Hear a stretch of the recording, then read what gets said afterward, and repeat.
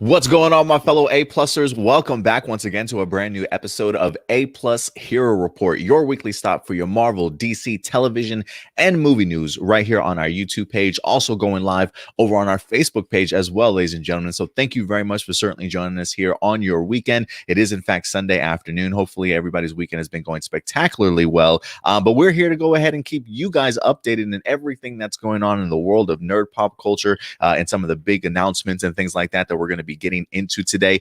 So I'm eager to go ahead and wrap up a ton of these stories here for the week and kick off really the next upcoming week, ladies and gentlemen. But it's not just myself today, even though we don't necessarily have an entire crew. We certainly are coming through with at least a majority of the crew. What's up, Stuart? Good to see you in here today, man. How you been, bro? Yeah, I've been really good. Definitely enjoyed my week. Just saw Raya the Last Dragon with my girlfriend a couple days ago. Really good movie. Definitely recommend watching it if you have Disney Plus or if you're around an AMC theater, because I know Cinemark currently isn't playing it. Definitely recommend checking this movie out. Did you watch it at your theaters, or did you actually pay the premium on Disney Plus to check it out?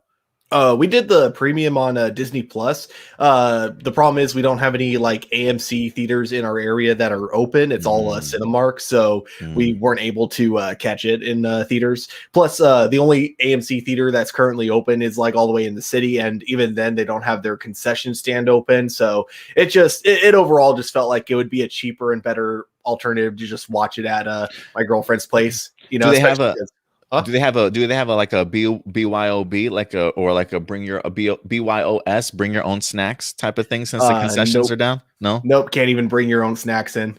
Lame. Yeah. Yeah, it's one of those things where it's like the reason the concession stands are closed there is because they don't want people to like eat like within the same area of other people. So it makes sense, but it's also just like one of those things where it's like, oh man, if I can't have popcorn while eating the movie, it's not the same. So what I was able to do, luckily, since I had a shift before we watched it, I just brought home some popcorn from work, and we just ended up, I just had some free popcorn, so we just ended up watching it in the comfort of our own of her place, and with some popcorn from the theater. Man, the benefits of working at a movie theater, man. That's so sweet, bro. I have been seeing trailers for it. I have not had the opportunity to check it out myself. But it looks good. It looks like it's something that might be right up my alley. So I'll definitely have to check it out if you're recommending it, for sure.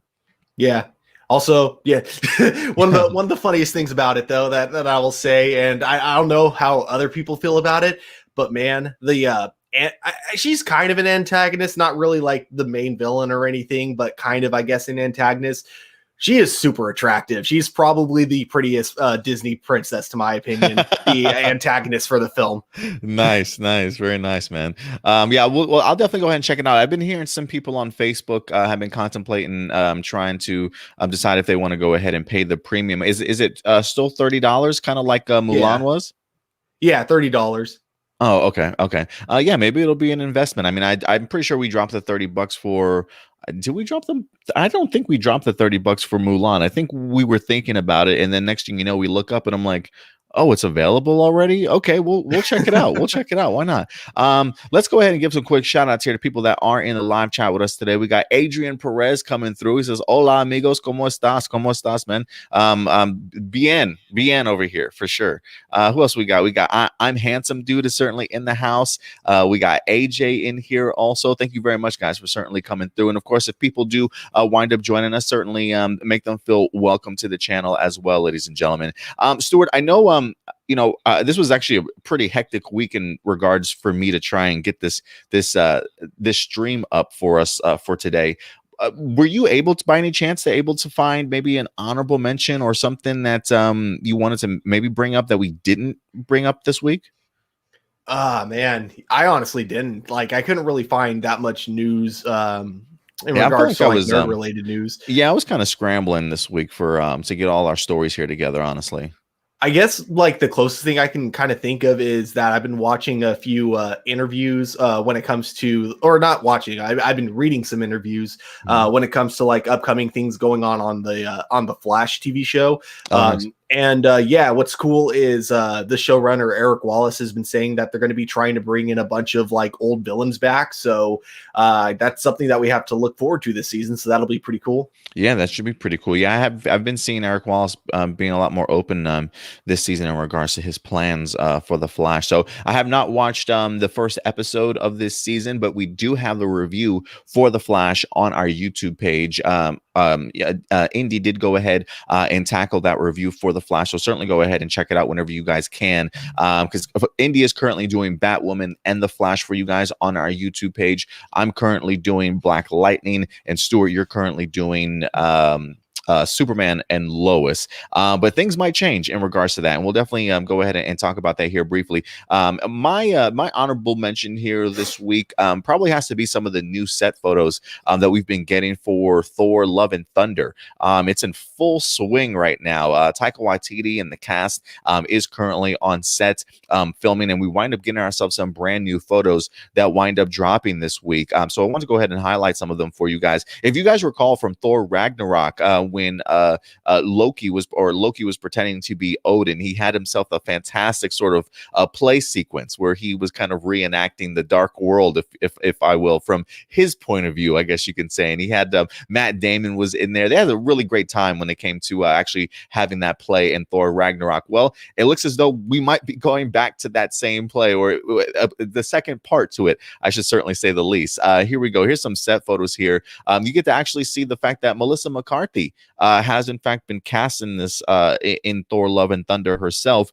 She looks like she's going to be portraying hella of all characters from Thor Ragnarok. So I thought that was pretty interesting to see her involvement in the film. And it looks as though we got Matt Damon, who is in fact going to be reprising his role too, probably, I'm assuming, if anything, as Loki. It seems that we have all the same actors coming back to portray their characters from the play, but I do love the just addition here of Melissa McCarthy. I think she's going to have a really great rendition of what happened in Thor Ragnarok. What do you think about those, Stuart?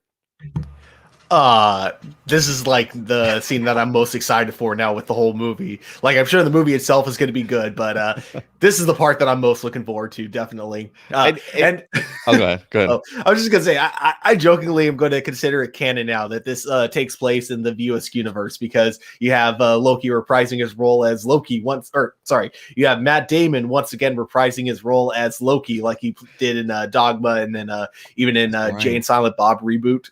That's right. That's right. You know, I am kind of curious because last time we saw this happen, it was Loki that was sort of in charge of Asgard pretending to be Odin. So I am kind of wondering why we're going back to this play, right? Like, I am wondering, does this movie take place after the Loki series? Does Loki somehow come back and he is on New Asgard? Or maybe they just love the tradition that Loki kind of set forth and they're like, hey, you know what? We need some entertainment on Earth here in part of New Asgard. So let's go ahead and get these people back and start putting some plays together to really tell the story of Asgard, or whatever the case may be. Who do you think's idea this is? Tessa Thompson. She probably wants to tell a side of the story that makes her the main hero of Thor Ragnarok. Yo, that would be hilarious. I would love it. It makes me also wonder then, if that's the case, who was she going to be casting as herself, right? Like, have we not seen that person on here? Like, who's going to be playing Valkyrie in this story, or even the Hulk for that matter? Oh man, can we please get Mark Ruffalo? Mark Ruffalo should stop by and play himself as the Hulk with just Mark Ruffalo painted green. I think that'd be great. If not Mark Ruffalo, then it'd be kind of funny if they got Edward Norton or oh man, I can't believe I forgot the guy's name, but he made a cameo in the Incredible Hulk, but the Eric original Bana? Dude, yeah, the guy that Eric originally Bana? played him, yeah. In the TV show. Yo, I would love to.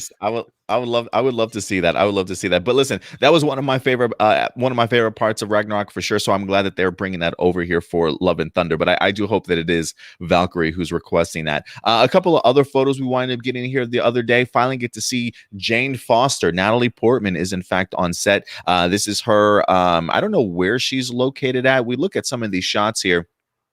It looks like she's at like an entrance. There's a couple of guards around. It looks like maybe they're kind of guarding an entrance. I don't know if that's like I know in the comic books for the Mighty Thor, there was a couple of scenes of like Valhalla, coming to the doors of Valhalla, wondering if Odin was certainly going to let Jane in as she was struggling with her cancer and things like that. So I am wondering if she's standing at those particular gates. But not only that, but we actually get to see what they're referring to as possibly the transformation of Jane Foster here as Thor. You get to see a lot of the Blue Men group holding up Natalie Portman here, who I'm assuming they're going to be blurred out with the special effects, but they're holding her up there, and I'm assuming, if anything, maybe to go ahead and transform into her Thor persona. And then you get the opportunity to see another guard here. I'm assuming this is either someplace in one of the 9 realms or whatever the case may be that she's visiting here. But you also get to see Taika Waititi rocking them shorts on the stage of Thor Love and Thunder also. So some Jane Foster shots, some transformation Jane Foster shots, some new locale shots also I find really interesting. But of course, the king of Asgard herself here, Tessa Thompson. I wish they gave her a better picture. Like, we couldn't have clipped this picture out better for Tessa. Get to see her on set also getting ready, rocking a nice suit here. Honestly, the pinstripes, those are pinstripes, right? Yeah, those are pinstripes. She's looking great with that suit on. Sure this isn't a set photo from Men in Black? Yeah, right. You would think so. You would think so. The only thing that does scream not Men in Black here is, in fact, the fact that she's riding her Pegasus in this particular photo here also. So I wish they would move that crane out of the way. That was the best shot of the horse that I could certainly find. But she's definitely still rocking her horse in the suit, which I think she's going to look great in, honestly. But what do you think about all these photos here, Stuart? Love it. I think like the fact that she's kind of the queen, but she's also living on Earth. She's probably taking up like kind of the more Earth fashion styles when it comes to leadership roles, I guess. Yeah, I like that. Yeah, possibly. It's like, yeah, this is boss level stuff. This is how she does her thing. So yeah, those are some of the honorable mentions I want to go ahead and throw up for Thor: Love and Thunder. It is in fact in full swing. Production is clearly on the way. So hopefully we'll get some further development here within the next couple of weeks. All right, guys. I think other than that, Stuart, are you ready to go ahead and tackle some of these topics with us, man? Always. Awesome. Here we go. All right. So first topic we're going to bring up. This is actually a last minute topic, to be perfectly honest with you. It's one that I actually saw this morning. It wasn't on our original idea of talking with, but they dropped it. So I decided to go ahead and talk about it. We have Titans season 3 that certainly is upon us. I believe production has officially wrapped for the season itself. So at this point in time, I'm simply just waiting for a trailer or some sort of announcement as to when this season is certainly going to be returning to us. But as of today, as we are patiently waiting for Titan season 3, we officially wind up getting ourselves, well, I don't want to say officially, excuse me, not officially, but we have leaked episode titles for season 3 of Titans. And I thought it'd be rather interesting for us to go ahead and dive in and just talk about some of these upcoming titles here. I feel like me and Stuart have been pretty vocal about our feelings in regards to how we feel about the series in general. So I thought it'd be really cool for us to go ahead and talk about this just a little bit further, Stuart. So let me go ahead and pull up. This actually comes to us from the Vulcan Report. I don't really utilize their sites very often, but every once in a while I certainly will. But this is, again, thevulcanreporter.com, letting us know that Titan season 3 episode titles revealed. What do they mean exactly? So as of right now, it says episode titles for the upcoming 3rd season of Titans has been revealed. You can view the episode titles below. So as of right now, it's only showing 10 episodes, but they do say, it says, while some of these episode titles make it very obvious about what their respective episodes are centered around, other episodes have vaguer titles. Furthermore, it only looks as though the first 10 episodes titles have leaked, while the titles episodes 11, 12, and 13 are still being kept under wraps. You can view our theories on what some of the episodes could be centered around below. So it seems as though we might be having ourselves a 13 episode season. Do you recall that being the same amount of episodes last season, Stuart? Yeah, I think it's been 13 consistently. 13? Okay. Yes. It's just amazing to me that even with 13 episodes, they cram so much in there, honestly. Like, just don't give too much room to breathe. So let's go ahead and just talk about the first 10 episodes that we have. And you can clearly see some of the episodes that they're referring to here. Episode 1, Barbara Gordon. I'm assuming that's going to be the return of the debut of Barbara Gordon here. Written by Richard Haddam and Jeff Johns. You got episode 2, Red Hood. It looks as though Jason Todd's going to be returning in some form or another. Episode 3, Hank and Dove. Last time I think in season 1 it was Hawk and Dove. This time it is in fact Hank and Dove. Episode 4, we've got Blackfire, which I'm assuming is probably going to be the Starfire sister episode. Maybe they have a confrontation. Episode 5 here, we've got Lazarus.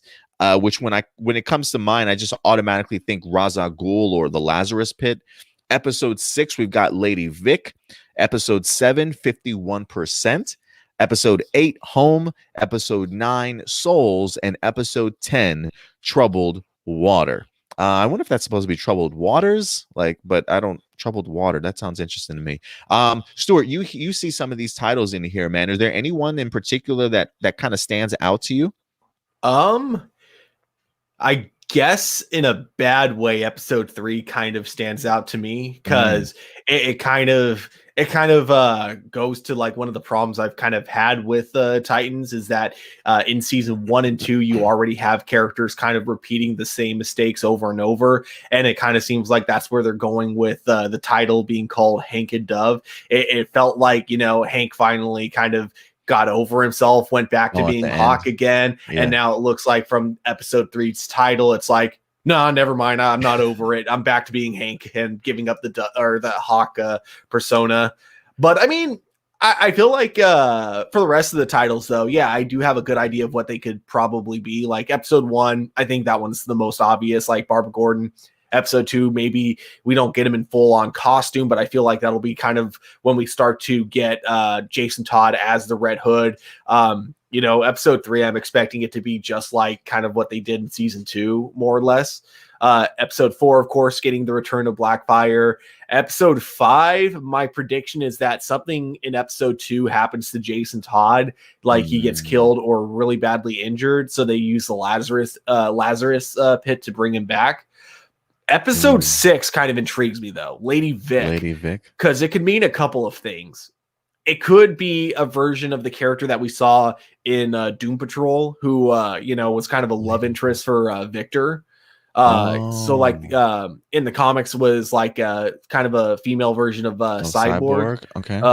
Or actually in the comic books, she wasn't even a female. She was just like, it was a guy, and it was like another version of Cyborg. So it could be like her in this show, or it could be like just because the Doom Patrol has like, the Victor Stone Cyborg, they might go for a version of Cyborg that's a lady, I guess.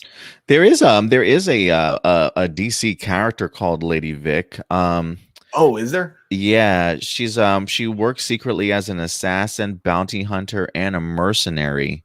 Her first appearance was in fact in Nightwing.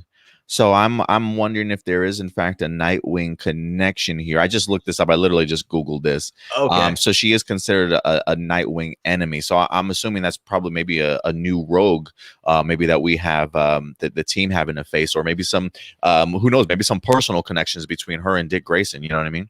Yeah, that would make sense. And then for the other ones, I have no idea. Episode 9, which is Souls, sounds right? That sounds more like a Raven thing. Yeah, it's either a Raven thing, like maybe actually it could be that they, instead of Jason Todd with the Lazarus Pit, it could be Wonder Girl, and Souls is very similar to Arrow season 2, where they brought back her body, but now they have to bring back her soul as well, which is a whole new process. So that's probably what episode 9 could be. So, or maybe episode 5 in Lazarus, maybe they're dunking both Jason Todd and Donna Troy in there. Yeah, there we go. And so, the episode 9 is that they have to retrieve their souls now, because otherwise they're just mindless husks. Nice, man. Nice. Yeah. Great speculation here, man. Yeah, for me, I think out of all the ones that I'm really looking forward to, I mean, I'm definitely looking forward to Barbara Gordon. I really want to see what that relationship is like with Dick Grayson and just where they're at in their relationship with one another as far as like their friendship is concerned. I'm just kind of wondering, if he's left a bad taste in her mouth, sort of thing, or if they have some issues that they have to kind of get over themselves. I do like at least the idea of episodes 1 and 2 being very sort of Batman or Nightwing of very Gotham centric. So I am wondering if maybe episodes 1 and 2 are maybe more connected than we think. Maybe just an easier way to kind of flow into one another. The Hank and Dove stuff, like I'm honestly a little bit over these. Not I want to say over these two, but I'm pretty much over Hank at this particular point in time. I always felt a certain type of way anyway of having them in this show. When they were announced as part of the team in season 1, it baffled me then, and even though I didn't mind their appearance in the season, I feel like maybe they're just too many, like too many characters. That doesn't, I feel like they could probably have their own spin-off show if that's the case. You know what I mean? So we'll see what happens between these two. If there's going to be another breakup, another argument, if Dove is going to run back to Dick Grayson instead, I have no idea what's going on, or if she's going to prove herself to be, her own leader and go out and do her own thing. I have no idea. But Blackfire, I cannot wait to see Starfire's sister in here. A part of me was hoping that maybe we would have like a little bit of an intergalactic sort of space mission here for, going back to her home planet, but I really don't think that's going to be the case. I'm not sure what the budget is going to be like this week, but or for this season, I should say. And I'm just hoping that within all of this, Stuart, all these titles that we have, I'm really hoping that somewhere in there is a story for either Connor Kent or Gar. I have no idea. If anything, maybe they'll team those two up and put them on their own particular path, or a short story here this season. Also, again, there is 13 episodes. We only have the first 10 revealed, so we don't really know who else could certainly be involved as this season progresses. But we'll certainly see. I mean, when I look at this, though, Stuart, again, just all the names that we're seeing, all the introductions for the very first time, a part of me is still a little bit worried, because I don't necessarily see all of this connecting super smoothly, but something certainly can, right? Red Hood, Lazarus, maybe Souls, maybe that's just one, you know what I'm saying? So there are some pieces in here, but there are other aspects of these titles that does make me scream. We're still getting ourselves a ton of characters, right? Like where does Donna Troy come into play? Where does Roy Harper come into play in here? Maybe Home. I Have Troubled Waters, maybe. I'm not quite sure, man, but yeah. How do you feel about all these titles though in general? Yeah, it kind of worries me that, again, more issues that I had with the series prior are going to continue here. For one, it kind of feels like the series is still going to lack unity, in the sense that it looks like each episode is just once again different superheroes doing their own thing, to making you kind of wonder what's even the point of having it as a team up TV series if every character is constantly doing their own thing. And when it comes to like that, especially looks like the direction they're going in when it comes to the first 2 episodes, which I feel like are going to be mostly Dick Grayson centered, and it's all going to be in Gotham with just kind of the Bat family. And then, of course, especially with Hank and Dove. And I'm kind of with you there. Like, as much as I do like both Hawk and Dove as characters, I just, in this particular show, anytime, because they're always so separate from the rest of the Titans, so anytime they appear, anytime they do their thing, it just kills the momentum of the show for me. So I just really wish they could just have their own spin-off show where you could take all the exact same writing that you had for them regardless from Titans and just give it to them, but in their own show, so they're not like killing another show's momentum. You're muted. Thank you, sir. Yeah, no, I would really like that too. The problem that I'm having now is like, look, we're 3 seasons into Titans. We've already been introduced to these characters. At this point, like, as much as I'll be open for a spin-off series. Like, I felt like a spin-off series should have been done maybe a little bit earlier. At this point, considering all the back and forth that we've seen with these two, I don't know how much more of a story you have to tell if they wanted to go the spin-off route. But I agree with you. I just felt like they deserve their own show per se than actually being involved in the Titans. But we'll see what happens here, guys. Right? I mean, at the end of the day, it really comes down to sort of the execution. How does the story actually flow? You know, if they're gonna maybe have a different type of storytelling this season, maybe you know, this will certainly all pay off at the end of the day. But we'll definitely give them the benefit of the doubt and certainly see. But it definitely feels as though we're definitely going in there with our own senses of worry in regards to it. So we'll see what certainly happens. But guys, listen, you see some of these titles that have in fact leaked for Titans season 3. What do you think of them? Is there any particular title episode that really stands out to you that you're really fascinated to see what it might explore? Definitely go ahead and let me know your thoughts in the live chat or the comment section box below, ladies and gentlemen. All right, guys. And with that out of the way, let's go ahead and jump into our next topic, Stuart. We're going to continue along our DC path here. And this one, Stuart, I'm sorry, man. This hurts. This hurts. Listen, Superman and Lois literally just like shifted all the entire CW and DC television sort of landscape in regards to the impact that it certainly had when it wound up debuting about 2.5 weeks ago.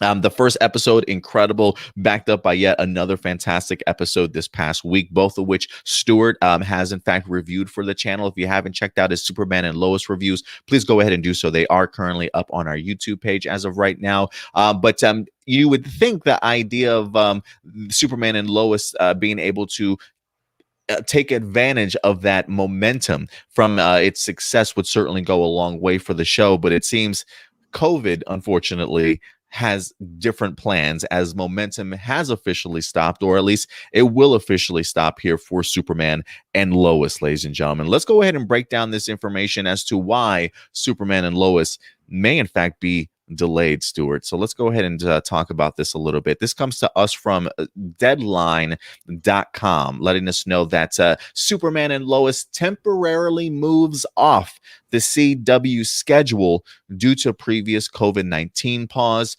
Supergirl, though, his cousin, tags in to fly in to help. So this is what they say in the article. It says Superman and Lois is coming off the CW schedule temporarily after being impacted by COVID-19. The show will take a break after its 5th episode and will return for new episodes and finish up the season on May 18th, Stuart. So we're getting up to episode 5, which I think will take us to the end of March.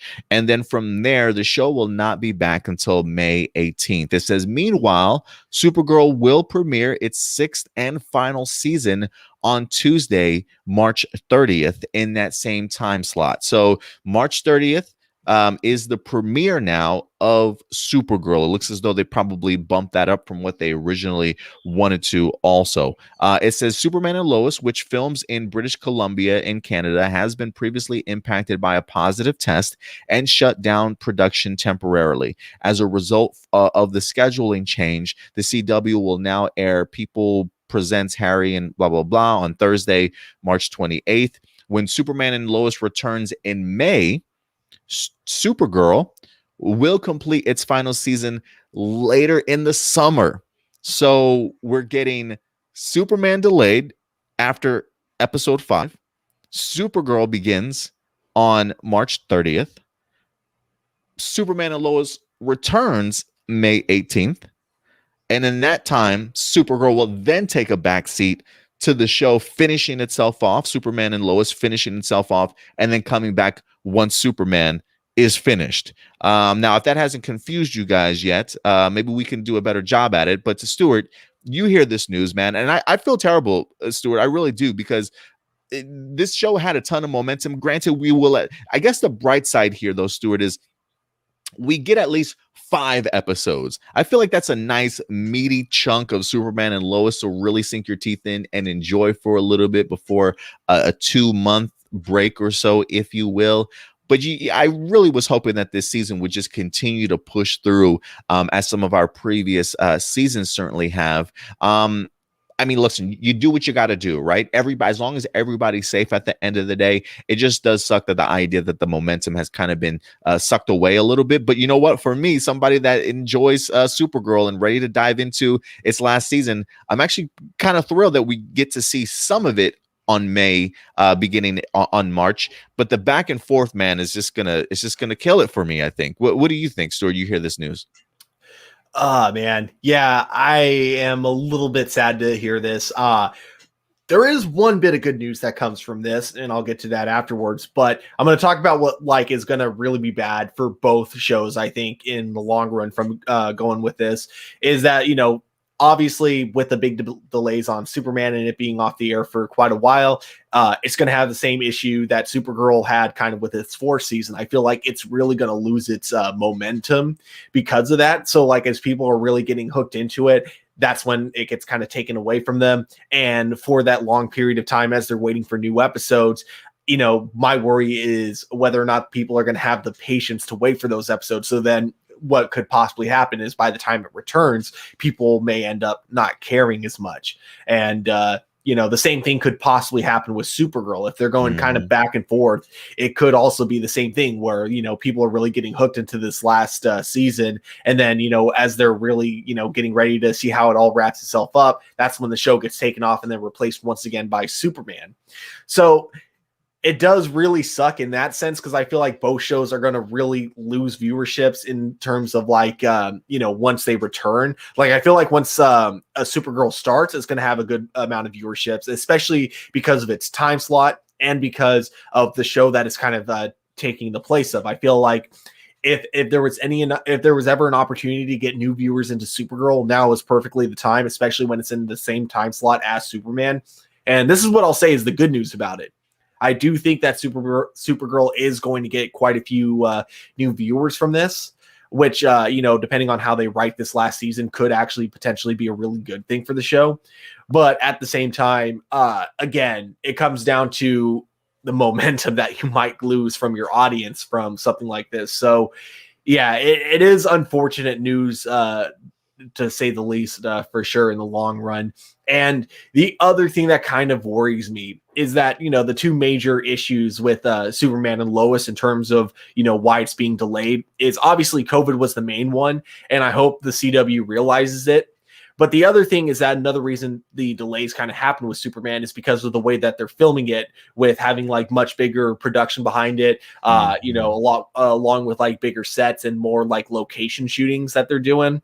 The issue with that is that takes a lot more time to do, especially when you have to, put in mind weather. So like a lot of their scenes are taking place outdoors. So when you have to keep weather in mind, you have to film things at specific time slots. And if the weather doesn't match those time slots, and you have to delay those shots. So one thing that kind of worries me is that the CW will look at that and be like, okay, we need to change the way that we're filming Superman and Lois, and season 2 could end up looking completely different from season 1. I hope that doesn't happen. I hope they see this delay as just like a COVID problem and not just a filming problem in general.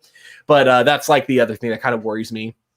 Well, for me, in regards to that, like, I guess for me, the fact that alone that it's taking like a significant break, like 2 months or so, makes me feel like that they're aware of maybe how long the production takes for Superman and Lois, because they are putting more of that emphasis on the budget and attention to detail and special effects. So a part of me, when it comes to COVID, I usually think like you stop production like 2 weeks or so. I think maybe when Kara Major was paused for COVID, they were off television for maybe a month or so, and they were airing stuff sort of in between. So the idea that something like Superman and Lois is taking like a 2-month hiatus makes me think that, I think filming wise and production wise, they should be, I would assume that they would probably still be fine in regards to being able to continue to give us that same sort of content that they did prior. I will say this too, Stuart, I appreciate the fact that you bring up the thing that for Supergirl, it might be a good thing that you think that they might wind up getting new viewers, right? Because of the time slot that it's going to be in now, which I'm super thankful. Anything to get this show off of Sunday, to be honest with you, would probably certainly help. But you know what my concern is, Stuart, in regards to this? My concern is we've been spoiled. And that we've been spoiled by Superman and what it's brought us so far.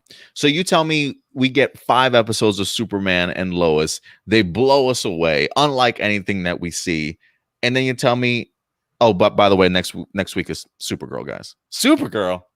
So you mean that budget? That final season Supergirl? Like, I feel like people are gonna see season 6 of Supergirl and be like, this isn't Superman and Lois. Like, this is not the same thing that I signed up for, that I thought I was getting. I mean, people, if you've watched Supergirl, you certainly know, but I feel like maybe we'll be spoiled by then when it comes to Superman and Lois, so that when we do get into Supergirl, maybe it just doesn't hit people the same anymore. You know what I mean? And then you get it around for a couple of months, and then it leaves, and then it kind of comes back. It makes me wonder, like, will people even care about the Supergirl finale come summertime? You know, when you've already had Superman and Lois really making such a huge impact. So that's my worry, is that the enthusiasm level for the final season of Supergirl is going to be sort of non-existent, because maybe us as fans have kind of been spoiled so much with what we've gotten, that maybe there are going to be some bougie people out there going to be like, Supergirl, why would I watch Supergirl when I got Superman and Lois now? It looks so much better. It's such a better show. You know what I mean? Like, that's my main concern when it comes to Supergirl this season, especially with the back and forth. So I do think it will probably ruin the momentum. If anything, I think maybe more for Supergirl than Superman. But yeah, that's just my feeling. So I do hope Supergirl gets some new viewers, though. Yeah, and I really hope, like, because I feel like that's more of an issue for the people watching it. Like, I would hope that they would know that this isn't going to be, you know, this Supergirl doesn't have the HBO Max budget that Superman and Lois has, because again, this is a show that HBO themselves have put money into. So it's not just you know, the CW, where Supergirl has kind of just always been, well, I mean, not always. Technically, his first season was like another network. I don't even remember what network it used to be on, but yeah, you know, but once it moved to the CW, it's pretty much just been a CW show. Like, that's where the budget for the show has gone. So you'd hope that people would know that going into it, and would be willing to just kind of, you know, judge the show on its own merits, and not try to compare it to a show like Superman and Lois, because that, to me, that feels like very, very unfair to do. It's like, you know, comparing Power Rangers to Game of Thrones and being like, well, why don't the dragons in Power Rangers look as cool as the dragons in Game of Thrones? It's like that'd be very unfair to do. So, you know, that's how I kind of feel like with comparing those two shows. It's a bit unfair. You should just compare it on its own merits. Is the writing solid? You know, and also, is it entertaining? Are you enjoying the characters? You know, that kind of a thing. And yeah, as long as Supergirl delivers for season 6, I think that you'll have the trolls out there. Don't get me wrong, because you get like these guys online that essentially just crap on like specifically Batwoman and Supergirl. Like, for some reason, those are the shows that are really popular to shit on, and then you get like a bunch of easy views from doing so. You know, so you'll have those trolls out there regardless. And you'll have them be like, oh, you know, screw the show for not looking as cool as Superman. But I think for the most part, most people know what they're getting into when they watch a show like Supergirl, and they know this is a CW show, not, you know, the HBO Max show you're getting from Superman and Lois. So I think as long as people know that, they're not going to be disappointed. Yeah, and I think I think the level of realizing it is also its final season too. Yeah, you would think six seasons in, you should definitely understand what you're getting for sure. But it is definitely one of my worries. I mean, like, I know exactly what I'm getting. I'm looking forward to it for sure. It's just definitely the cutting and the pausing and the, hey, we'll come back with the rest of the season here 2 months later type of thing. It definitely will swing some momentum. But listen, guys, we want to know your thoughts. I know a ton of people are loving Superman and Lois, but unfortunately, COVID strikes again. So best wishes out there to everybody on set. Continue to try and be as safe as possible when it comes to production, please. Definitely. So other than that, guys, we want to know your thoughts. How do you feel about the pause in the change of the release schedule? Do you think it's going to affect Superman and Lois in any way, or Supergirl in any way? Certainly go ahead and let me know your thoughts, guys. I'm actually really looking forward to Supergirl season 6. I really want to see how Melissa Benoist definitely goes out as our Woman of Steel for sure. And then here's a kind of interesting one.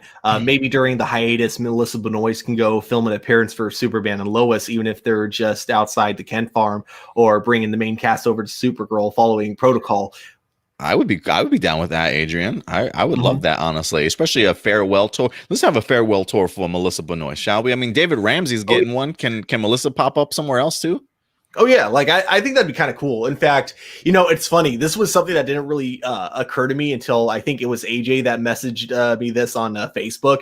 He brings up, that I think for at least a brief appearance, we should have had Melissa Benoist at Martha Kent's funeral at the beginning of Superman and Lois, because it would be out of character for her to like not attend something like that. So that would be kind of cool to have at least a one-off line if she were to make an appearance in Superman and Lois, like saying, either sorry I couldn't make it to the funeral, or maybe something to canonize the fact that she was there, she just couldn't stick around. Yeah, I'm definitely a missed opportunity there. I would have loved to have seen her pop up at the funeral scene, because I'm sure she spent plenty of times at the Kent farm. You know what I'm saying? Growing up and things like that. So we'll see, guys. But yeah, at the end of the day, we definitely want to go ahead and know your thoughts. So other than that, Stuart, let's go ahead and move on to our next topic for the day, and we're going to get into our Star Wars bag a little bit, get our nerd on here, Stuart. The Obi-Wan Kenobi series is headed our way. I believe filming for the project is actually supposed to begin this spring, I think, if not late March, maybe sometime in April. So we're right around that scheduled time. They're going to be taking and using the same technology that the Mandalorian did, as far as like the volume, filming inside of their set and things like that. So I'm really eager to see what they have in store for us. And while we haven't gotten a ton of casting announcements, they have been trickling out. We know that Hayden Christensen is supposed to be returning to reprise his role as Darth Vader in the series in some way or another.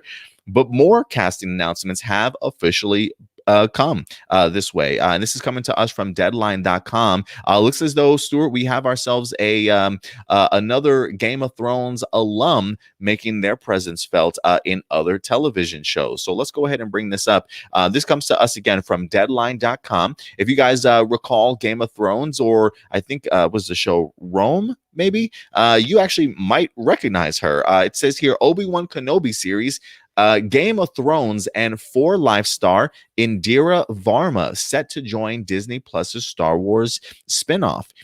This is an exclusive from them. It says Game of Thrones star Indira Verma is set to join Obi-Wan, as far as we understand. The Star Wars prequel stars Ewan McGregor and Hayden Christensen are already on board for this series, which McGregor recently teased was getting underway in the spring. Varma's character details are under wraps, as are plot details on the drama, which is based on McGregor's prequel movie character. Christensen will reprise his role as Darth Vader. The show is expected to take place between the final movie of George Lucas's prequels, Revenge of the Sith, and in between A New Hope as well. It does say that, McGregor also confirmed last month that the series will be directed by Deborah Chow, who directed 2 episodes in the first season of The Mandalorian, and that will use the same technology as The Mandalorian, the stagecraft tech in which the show detailed SFX backgrounds are projected on the ultra-high resolution screens behind the actors. And I definitely do think, if anything, that's probably going to be a new way of filming television shows and movies going forward, especially post COVID stuff. Respected stage and screen actress Verma is well known for her small screen roles in a series such as Rome, Game of Thrones, a particularly memorable turn as Ilaria Sand. She's also in Carnival Row, and most recently ABC's For Life.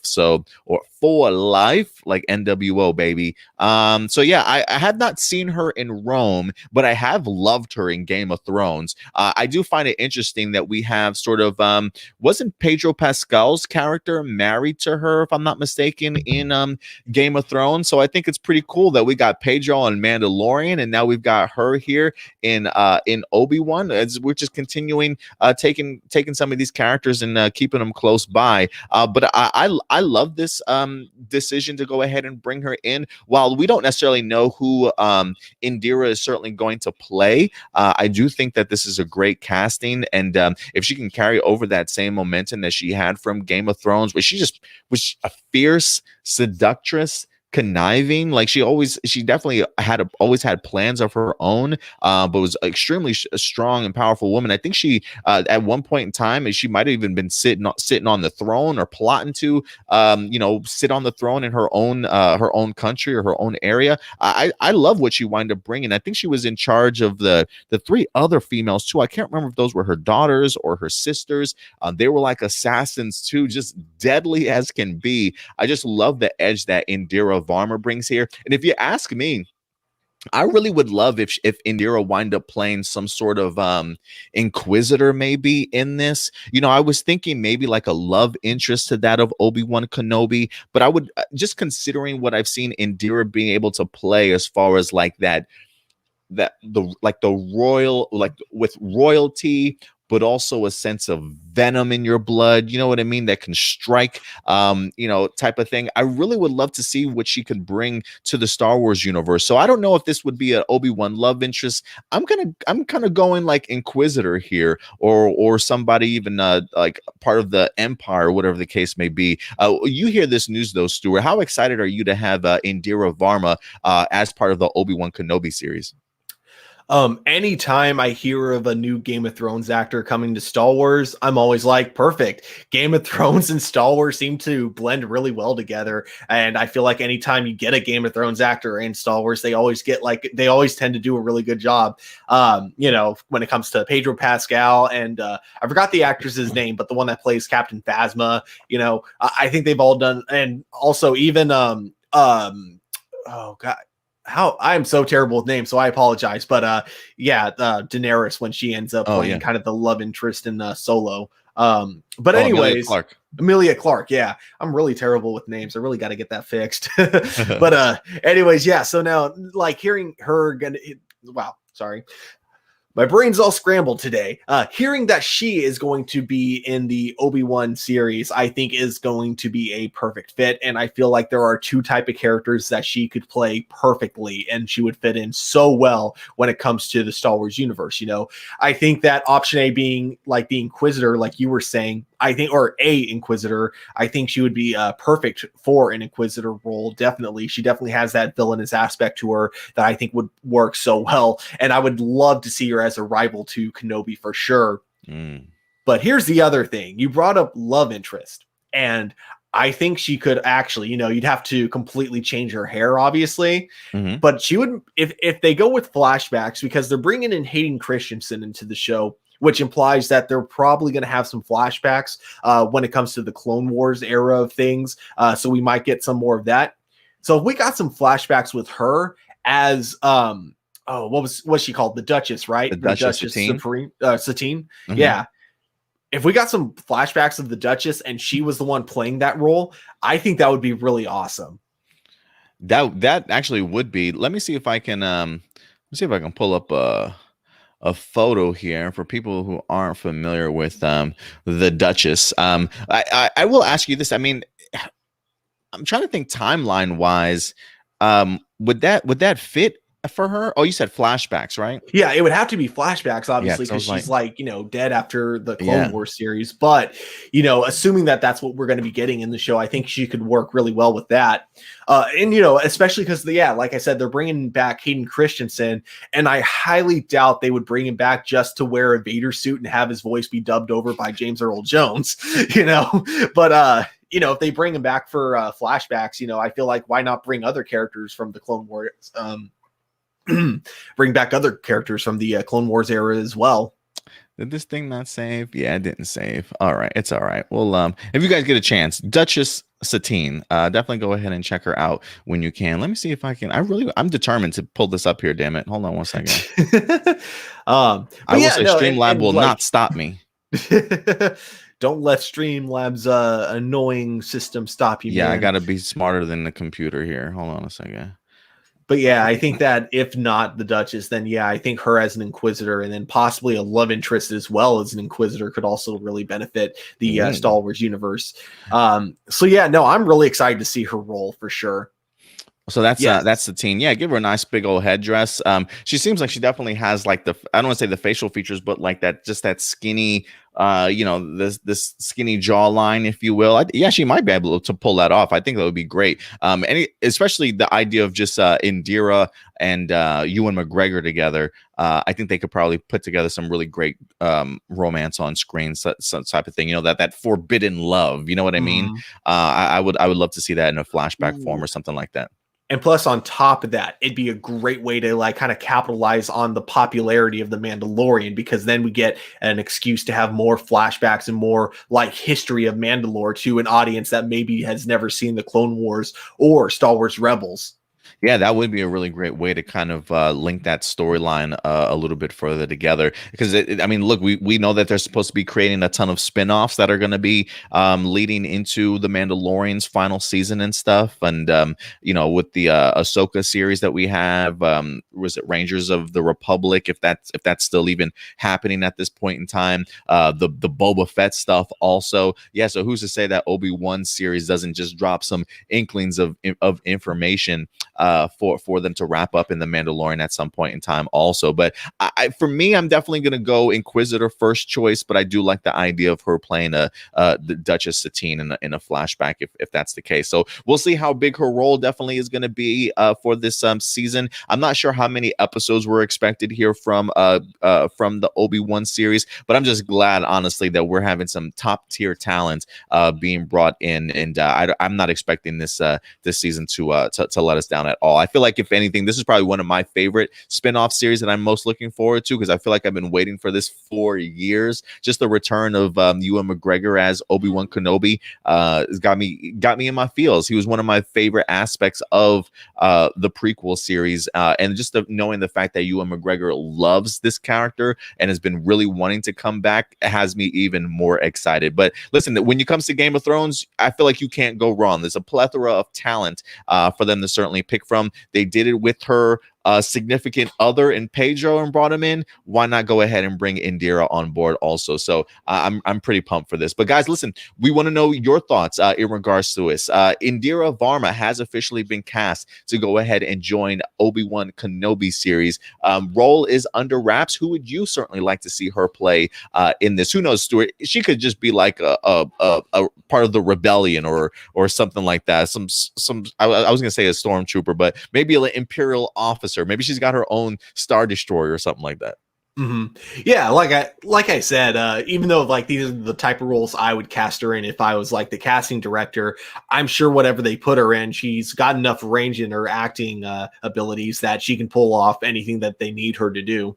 Yeah, I definitely agree. And I'm Handsome says, I do remember seeing a photo of Ewan taking a selfie of him saying getting back into shape for the Obi-Wan series. Yeah, I saw him flexing on camera in one of his newest photos. So yeah, Ewan is definitely getting prepared. And I hope he's not only just working out, but I also hope he's getting his lightsaber skills back on par, even though I feel like he's always going to be a Jedi Master. So I don't think those lightsaber skills leave at all. And I mean, it's something I always say. It's like you master the basics and you'll be just as, man, I had a better way of wording that, but I can't remember how it was. But anyways, as long as you can master basics, you can still come off as a total pro for sure. Oh, master. Okay. Yeah. Master the basics. Yeah, absolutely. Yeah. Absolutely. All right, guys. Well, listen, at the end of the day, we want to know your thoughts. These are just our A+ opinions. We definitely want to go ahead and know yours. So let's know your thoughts in the live chat or the comment section box below, ladies and gentlemen. And this will be our midway section here. Listen, guys, before we continue, we do love to go ahead and answer your live viewer questions, and we usually will get towards that at the end of our shows. But if you do want to go ahead and submit a live viewer question in, feel free to go ahead and do so. Send them over to aplusopinions@gmail.com. Again, aplusopinions@gmail.com. You can send them out throughout the entire week if you'd like to. If you see a storyline that interests you, you watch a show's episode or a movie that interests you that you want to go ahead and bring up as a topic on the show, go ahead and certainly submit it over to us, and we definitely will get towards it towards the end of our episodes. Just in case if we can't get to your comments during the show, this will definitely make sure that your question gets answered live on air. So submit them over to aplusopinions@gmail.com. We got three more topics to certainly go ahead and bring up for you guys, and then we'll definitely get to those live viewer questions. So you ready to go ahead and push through even further, Stuart? Always. Let's do this, man. All right, we're gonna go from Star Wars to Star Trek, ladies and gentlemen. It's been a minute since we've had ourselves a Star Trek movie. We've heard a ton of rumblings in regards to scripts that might be in development, right? There was a time Quentin Tarantino was working on a Star Trek script, which I secretly had my fingers crossed that Paramount would certainly pick it up. But unfortunately, it was not. We even had, I think it was Noah Hawley from the Fargo series that was working on a Star Trek script also. I thought that certainly might be picked up by Paramount, but unfortunately, I don't believe that has been picked up either. But yet, we still have new scripts that are in development when it comes from Paramount. And it looks as though Star Trek might finally have its script found. So let's go ahead and dive into this, Stuart. Not quite sure how much of a Star Trek fan that you certainly are, but I just thought this would be fascinating to pull up because I have enjoyed what they have given us in Star Wars recently. But this is from Deadline.com letting us know that Kalinda Vasquez set by Paramount to script original Star Trek movie. This says exclusive Kalinda Vasquez has been set by Paramount Pictures to write a Star Trek movie. J.J. Abrams' Bad Robot is producing. So we still have his company at least producing and connected with these Star Trek movies, excuse me. He says Vasquez has written on Star Trek Discovery, the current season or current show on Paramount Plus. And insiders said this is a blind deal for an original movie that she hatched, one that expands her role in the Trek universe. Vasquez was also a co-executive producer on Fear of the Walking Dead.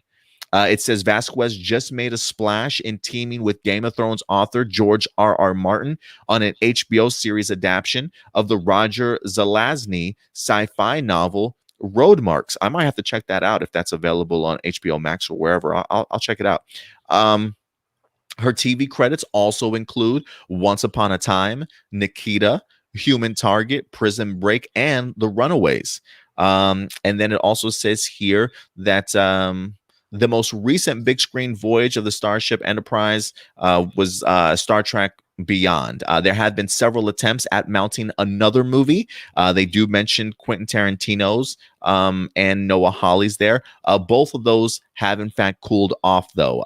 It says Tarantino stepped out of the first project, and Hawley told Deadline last year that Paramount wanted to go another way with the franchise and pushed pause on his film. So it seems as though that new direction for the franchise is in fact Kalinda Vasquez. I am fascinated by this, Stuart. I know that you write scripts a lot. I'm not sure what you know about the idea of blind deals, but this seems, when they say blind deal, the first thing that comes to mind for me is the idea that maybe they even haven't necessarily even seen a script from her as of yet. You know, that they've maybe she's just sort of pitched an idea to them about what she certainly would like to see, but hasn't necessarily fully written out the script yet for them. I think if anything, maybe they've just been so impressed with her work in past television shows, her experience in producing, along with writing, and especially maybe even writing on the current series of Star Trek.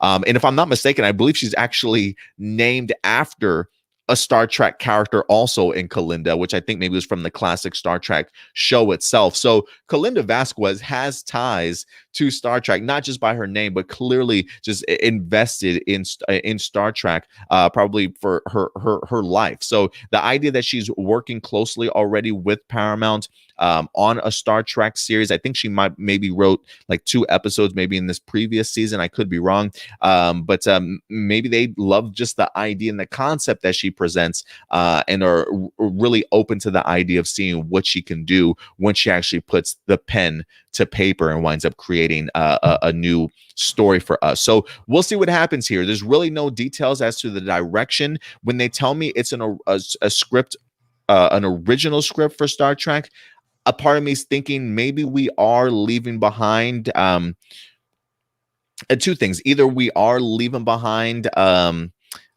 what J.J. Abrams gave us when it came to Chris Pine and that group of of characters, and maybe we'll get ourselves a brand new team here for Star Trek and a new ship, or maybe this is literally just a brand new idea of hers, and they'll attach the last group or the last crew that we had from Star Trek. When you read this, though, Stuart, what's the first thing that certainly comes to your mind, sir? Well, I definitely had to look up blind deal because I don't think I've ever heard that term before. And this is the definition I got. A blind deal is entered into when a studio or finance production entry and writer decide to enter into a development relationship. In all likelihood, they have yet to identify the project, but instead have an agreement that they are seeking to foster a collaboration business relationship. So that sounds about right. That sounds like, hey, I have this idea. Here's a small pitch. Okay, we haven't really seen the script yet, but we'll kind of make this deal. It's kind of what it sounds like, huh? Like they made the agreement. Okay. Yeah, that's so that'd be very early development. Very early development then. Yeah, so maybe she hasn't even like finished the actual like full on script. She's probably got like a little bit of a rough draft, but I think they just really like the idea of what she's going for, and that's why they want to make a movie deal from it. And I think the other thing is that for a while, like it feels like Paramount's been wanting to continue the Star Trek universe, but they haven't had like a great idea of what direction they really want to take it in when it comes to the films. I feel like when it comes to the television side of things, they've been doing really good recently. Yeah, ton of Star Trek products on TV right now. Oh yeah, especially if you got like CBS All Access, or now I guess it's all Paramount Plus. Mm-hmm. But yeah, because I loved Picard. Like to me, that show was absolutely amazing. And I haven't watched it yet, but I've heard nothing but good things about Discovery. So and then I've heard the other show, the animated one, is pretty funny. And then I love how they're even expanding and making another Star Trek spinoff show on Nickelodeon that's going to be aimed at a younger audience. Yeah, so I really like that. Like, so it really looks like they're really expanding that world, not just in different shows, but just in different audiences that they can aim for. So I think when it comes to the movie side of things, they're still going to try to aim for kind of the more action-oriented type of series. But I think they want to have a little bit more of a plan than they did with, the J.J. Abrams kind of trilogy that they had, because I feel like for that, they had a great idea of how to reboot the series and not have to worry about ruining the continuity of the movies, the continuity of the TV shows, but still being able to do whatever they want when it comes to the movies. But to me, it kind of felt like you just created this parallel timeline, but you haven't really done anything that exciting or new with it. Like, the Wrath of Khan movie kind of had like a little bit of an alternate history, like with Khan being woken up earlier, which was kind of interesting. And then the third one was just kind of, it didn't really have any major impact or major stakes, I don't think, when it came to the overall Star Trek universe. And that's the one that Simon Pegg did, right? Yeah. Simon Pegg was one of the writers for. And I just kind of feel like, if you have this alternate timeline with a completely separate continuity, why not have fun with this? Why not like create a timeline where the overall like structure of the universe is completely changed now because of these events? Like, I feel like Star Trek 2, what was it? Into Darkness, I think the J.J. Abrams Star Trek 2, not the actual Star Trek 2. Yeah. I feel like that one alone almost set up like an entire alternate universe where you had the Klingons and everyone else like at a much more much more at each other's throats than they were in the original timeline. And I feel like they really could have had fun with that, but then they decided to wrap everything up with a nice bow at the end, and that kind of ruined the chances that they had of, really exploring that aspect. So I wonder, when she says she has this idea for a movie pitched, I'm really hoping they stick with the J.J. Abrams timeline, and I'm really hoping they really explore this new universe that they've created, and they really do something that you can't do in the original series because it would contradict that. I really hope they realize they have this whole universe that they can play with within the Star Trek realm, but because it's a new timeline, they can have a lot more fun with it. They can explore a lot more aspects of it. So yeah, that's sorry, that's just like kind of a rant that I've been wanting to go on for quite a while now, and this kind of gave you the excuse to finally let that all out. I didn't know you were such a Star Trek fan, man. Honestly, I didn't know you were invested in that world like that. You know, it's funny. I'm not like I like Star Trek. And I'm a casual fan, I'd say, because I love Next Generation, and then I've absolutely loved Picard. And then I like the original series, and I've seen some Deep Space Nine episodes, but I actually still to this day haven't seen Voyager or Enterprise.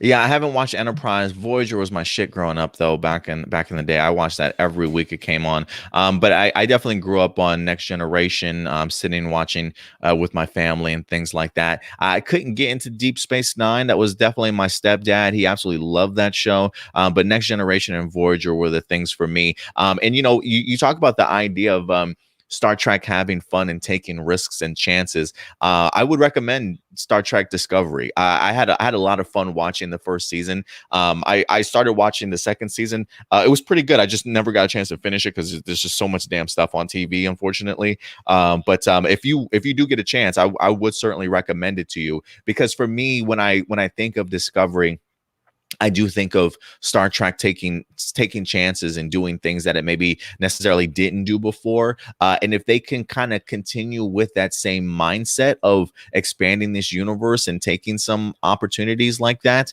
if you can, like, if it is being produced by J.J. Abrams' production company, why not have some fun in that realm a little bit? Again, I don't know if they're gonna handle the crew of the Enterprise, or if this is going to be an entirely new ship and crew, whatever the case may be, but have some fun with it. And I think the fact that they are taking somebody from that television side that has dabbled in this new series a little bit, I think that might be what we wind up getting here. Because my thing is, like, if you turn down a script from incredible people like freaking Quentin Tarantino and Noah Hawley, who have crushed movies and television in their wake, and you're like, you know what, we're gonna go a different direction. It's like, damn, you're like, you don't want to go any of those routes. So for me, I really do feel like this is them taking an opportunity here to take a chance and seeing if they can take that fun element that they have created when it comes to the television side of things and maybe bring that over to the big screen. So I'm excited. I think the fact that they liked her pitch enough to at least be like, all right, let's do this. You go ahead and create, and you come back to us with something. I think they might have something on their hands here, but we'll see. Let's see here. All right, guys. But yeah, at the end of the day, though, we definitely want to go ahead and know your thoughts. You hear this, Paramount might have found themselves a brand new script, despite what Quentin Tarantino and Noah Hawley has presented. Kalinda Vasquez is at the forefront when it comes to this news. So we would definitely want to know your thoughts. Are you big Star Trek fans? What series did you certainly grow up? Go ahead and definitely let us know your thoughts in the live chat or the comment section box below, ladies and gentlemen. You know what I kind of want to see, though, from Tarantino?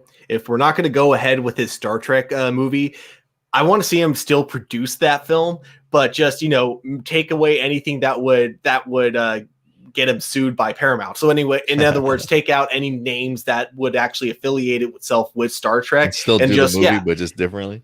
Yeah, exactly.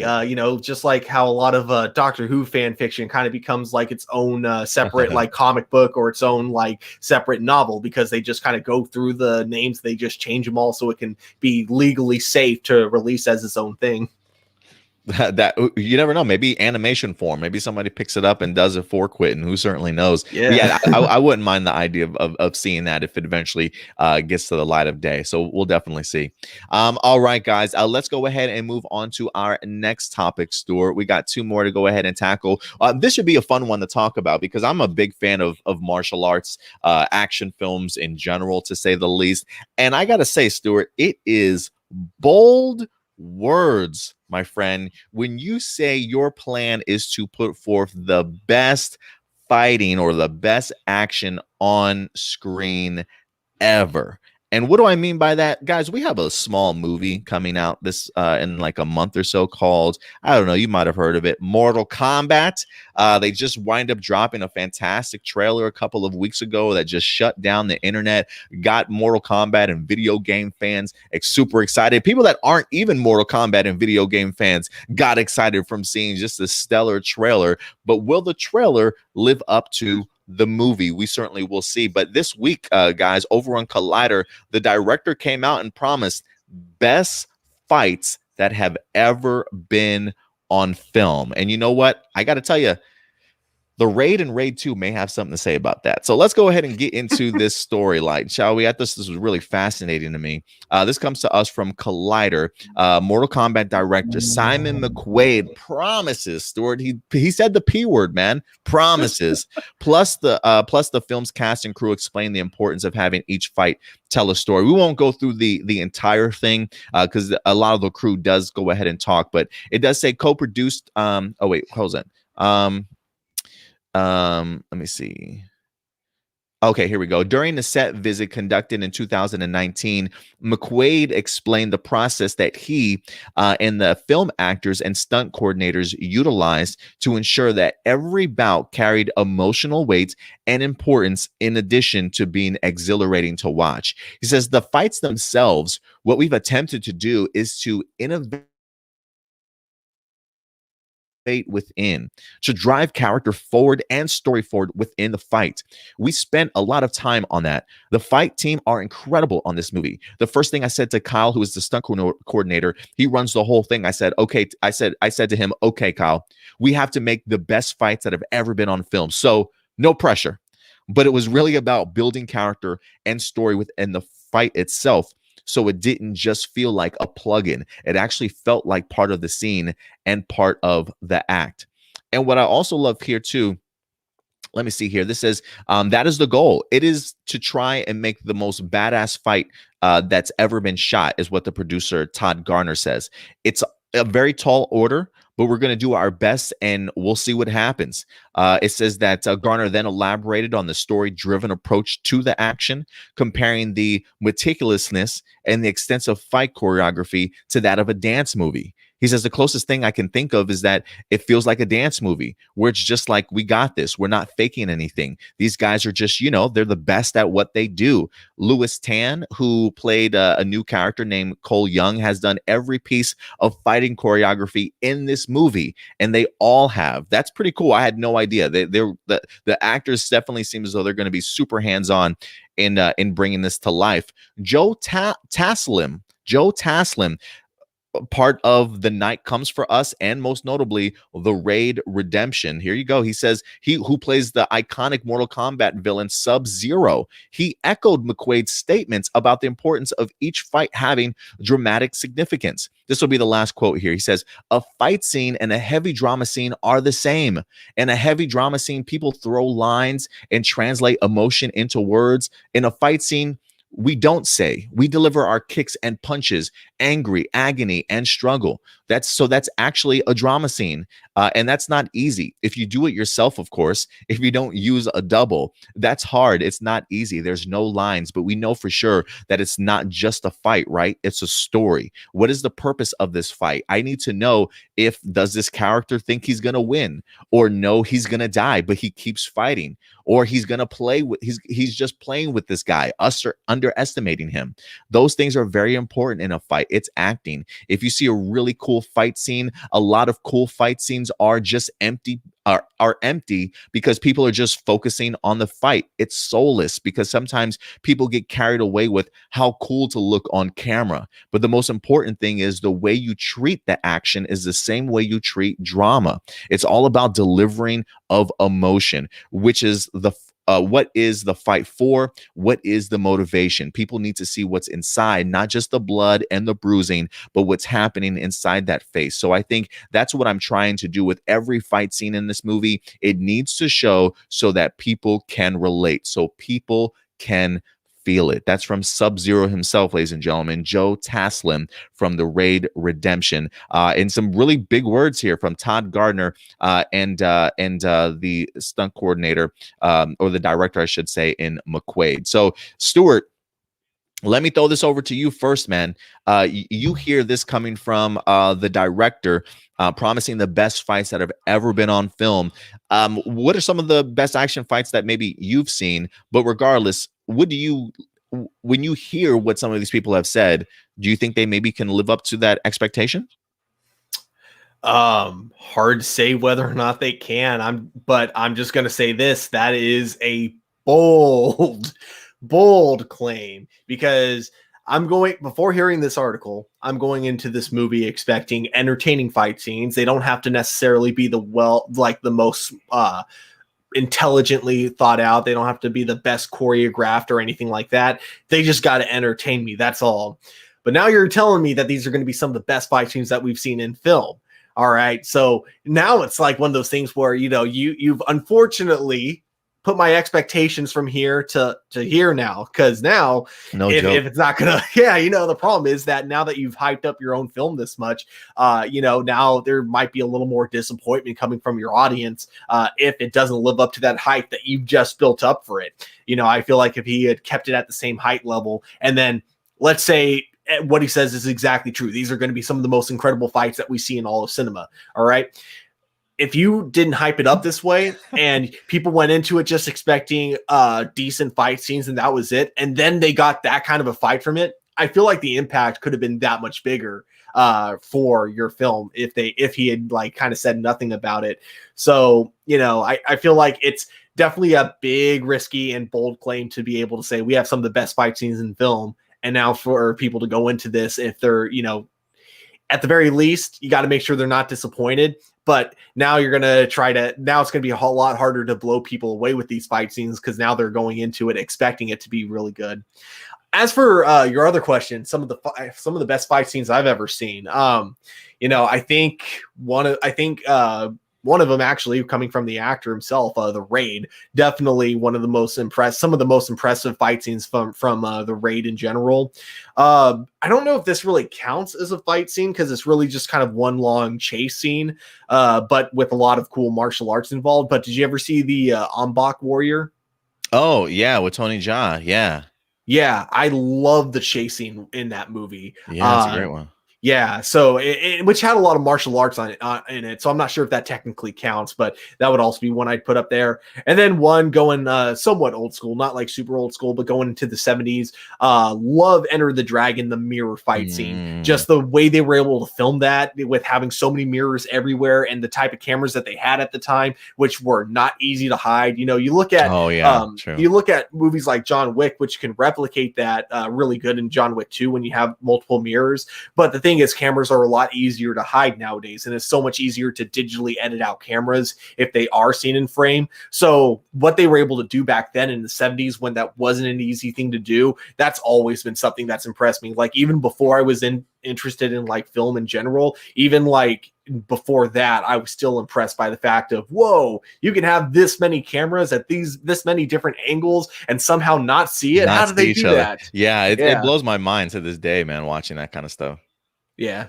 So, there's definitely a lot to live up to if these fights are as great as they claim. But, regardless, even if they're not the most incredible fights in cinema, as long as they're entertaining, I'm not going to be disappointed, because, again, it's Mortal Kombat. You don't have to make this movie amazing. You just got to make it entertaining. Yeah, no, I definitely agree with you there, man. And I will say this, like you said, they don't necessarily need to make these the best fights ever, but I will say they definitely have the mindset to do that. And I love hearing just their thoughts going into each and every fight and the importance that these fights mean to them, not just for visually, but also for their characters and for their story. And just out of the trailer alone, just seeing the past and the lore between Scorpion and Sub-Zero, there is very a personal beef there. You know what I mean? Like it's one of those things where I do think that emotion is just going to scream on screen. And when you have somebody that's as super talented as Joe, who can do his own fight scenes and bring that level of emotion, I definitely do think that we're going to feel it. So I do think what they're trying to achieve in regards to the impact of these fights will certainly come across, no doubt about it. And if you tell me we're combining not only incredible fight scenes, but with emotions and cool fatalities, I can't imagine that it's hard for me to imagine that these fight sequences are not going to be incredible, to say the least. So I'm pretty sure that they'll definitely do their best and put their best foot forward and really give us something fantastic when it comes to this movie.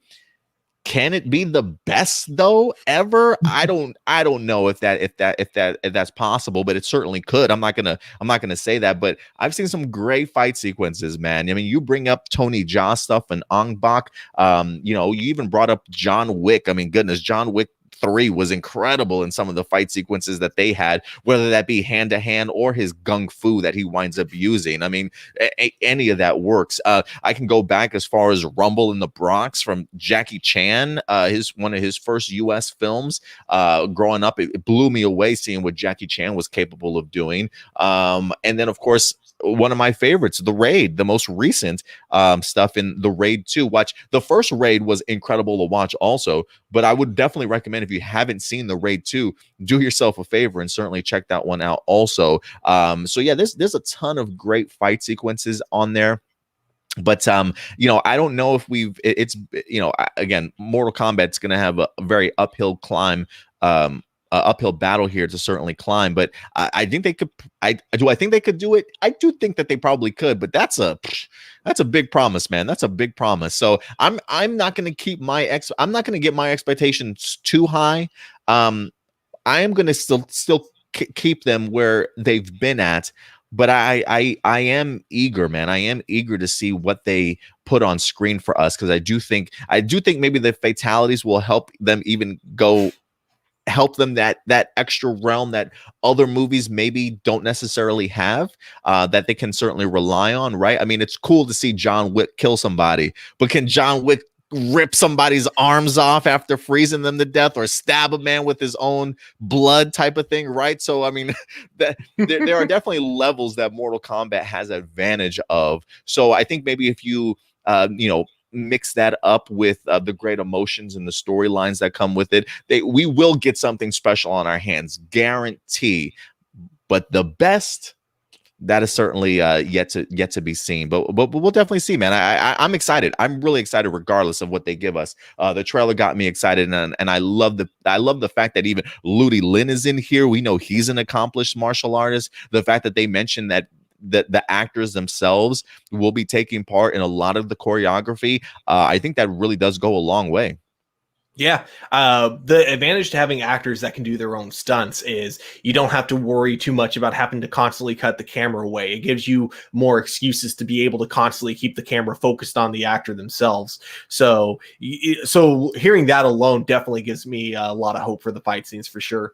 Yeah, the idea of having those actors being able to still perform lines or express elements of drama and emotions, right? I definitely do think that goes a long way compared to, getting a close-up shot of somebody's back because it's a double, and they don't have any lines to really say, type of thing. So yeah, it definitely will go a long way. Let's see here. Adrian says, what if the action sequences are amazing, but the movie isn't? I'm okay with it. I'm okay with that, because I felt like that was almost maybe the first Mortal Kombat movie too.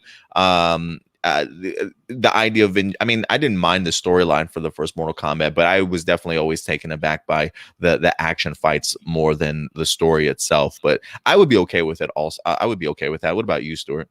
Yeah, same. Like, again, the action, the story just has to be passed. Like, I don't want them to be lazy with the story. You know what I mean? Because it's like that thing with the Transformers movies, where it's like they use the idea of, hey, this is just based on some toys that transform, so we don't really need to actually put into any effort into like actually telling a story. It's like, no, I don't want that.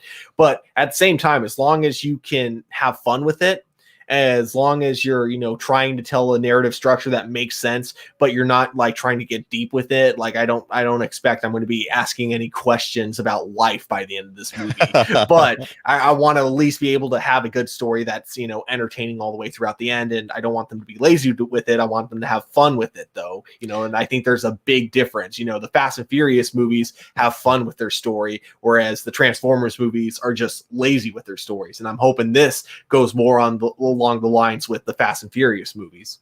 And I wouldn't be surprised if this, it would not surprise me if this came out becoming one of the best video game sort of adaptions in regards to film. You know what I mean? Mm-hmm. We haven't really had that blockbuster movie yet that has just been like, wow, look what it did at the box office.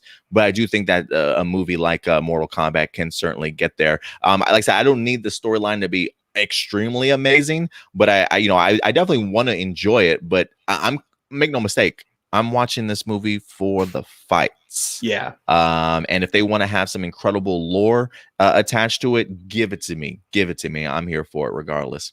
But listen, guys, at the end of the day, you hear this from the director promising some of the best fights on being filmed on film on the screen. We definitely want to know your thoughts. What are some of your best fight sequences or fight films that you can possibly think of? And do you think Mortal Kombat could potentially live up to that expectation it set for itself? Go ahead and certainly let me know your thoughts in the live chat or the comment section box below. All right, Stuart, we got one more topic to get into today, and then we'll definitely get into our live viewer questions.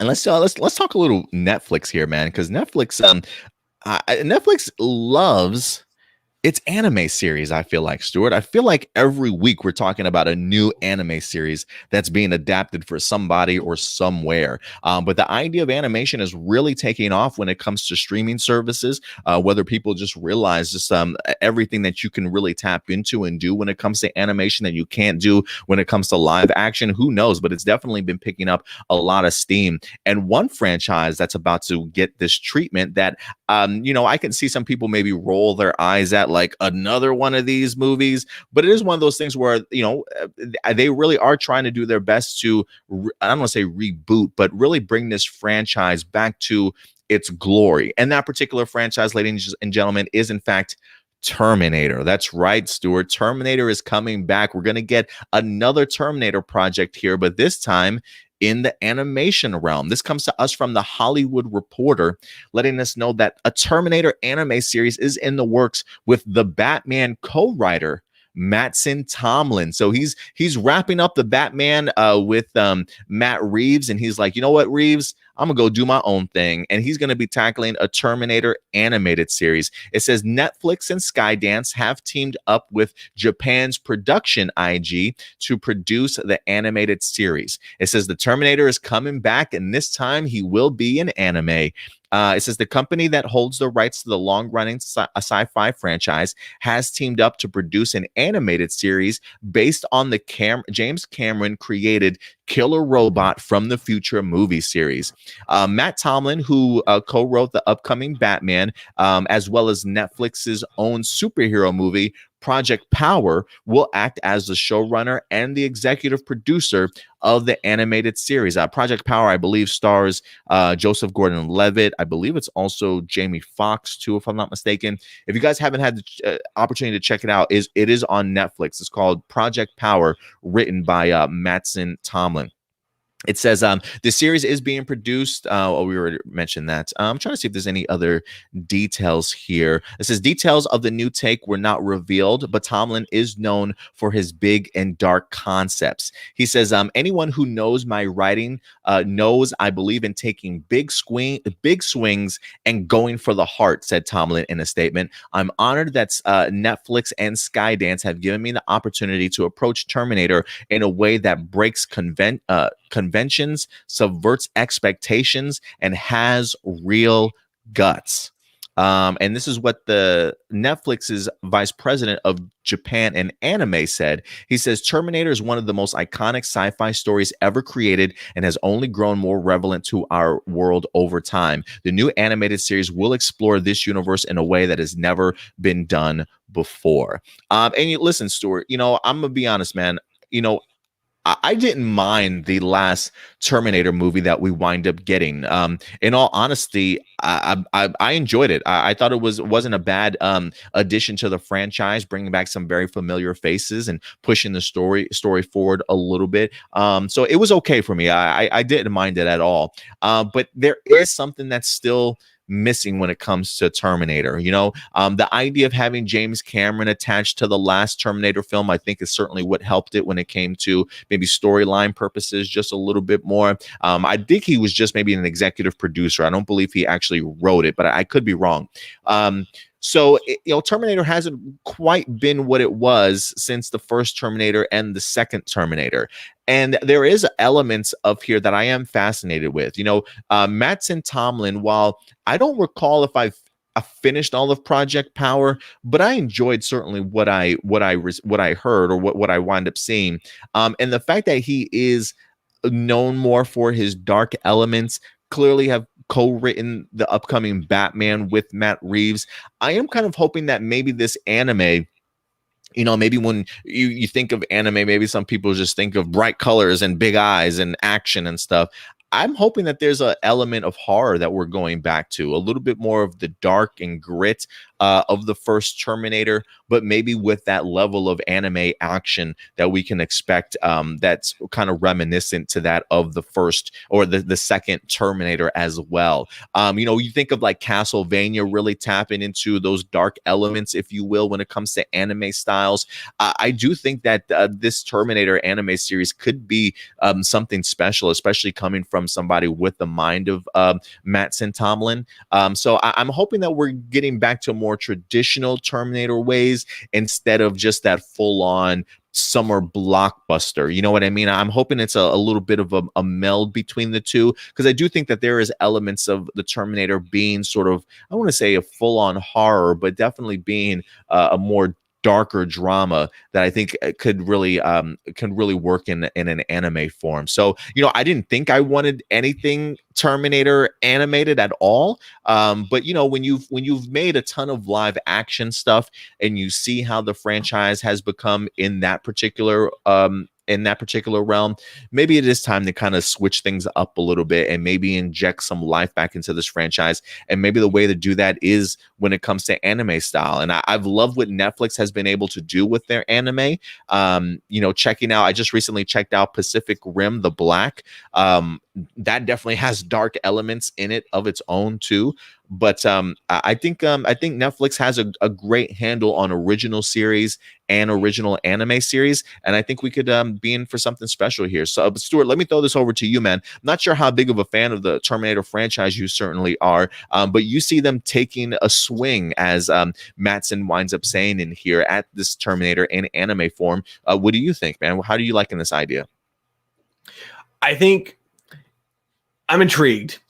But it all comes down to like what direction they take it in, because I feel like one thing that hasn't worked about the Terminator movies ever since, after Terminator 2, the reason none of the movies have been able to recapture what made Terminator 2 so great. And I think it all just comes down to how much money keeps going into these movies and how much they really want to focus a lot more on the action than they do story and character. Because when you look at Terminator 1, there really isn't that much action in the entire movie. It really does feel a lot more like they're trying to make it like a horror film, kind of like what you were saying, like the horror elements of Terminator. And what carried that film was Kyle Reese and Sarah Connor, essentially, and their relationship developing throughout the entire film. That's what made it so great.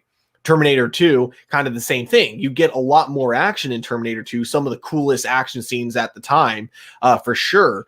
But at the same time, if you were just watching these action scenes out of context, the movie wouldn't have been that interesting. What made it interesting to me was the relationship that developed between John Connor having for the first time in his life, like a real father figure, and just the way that the Terminator and John had to learn from each other. And then Sarah happened to learn to go from being this essentially aggressive, I don't even know what term to use for her, but just someone who's kind of gone insane from the idea of there's this inevitable future that we have to prepare for, to finally having that bit of hope at the end, gives you as an audience member watching it that feeling of hope that she ends up getting at the end of the movie.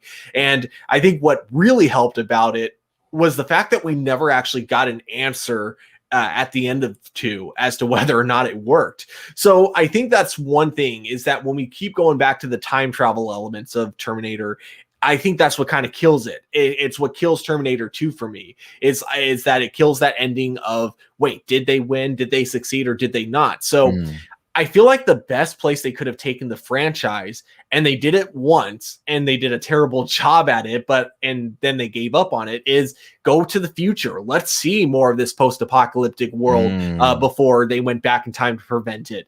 They tried Salvation? it with, yeah, exactly. Yeah. Like Salvation tried it. I didn't mind Salvation, honestly. I really didn't mind it. I enjoyed it.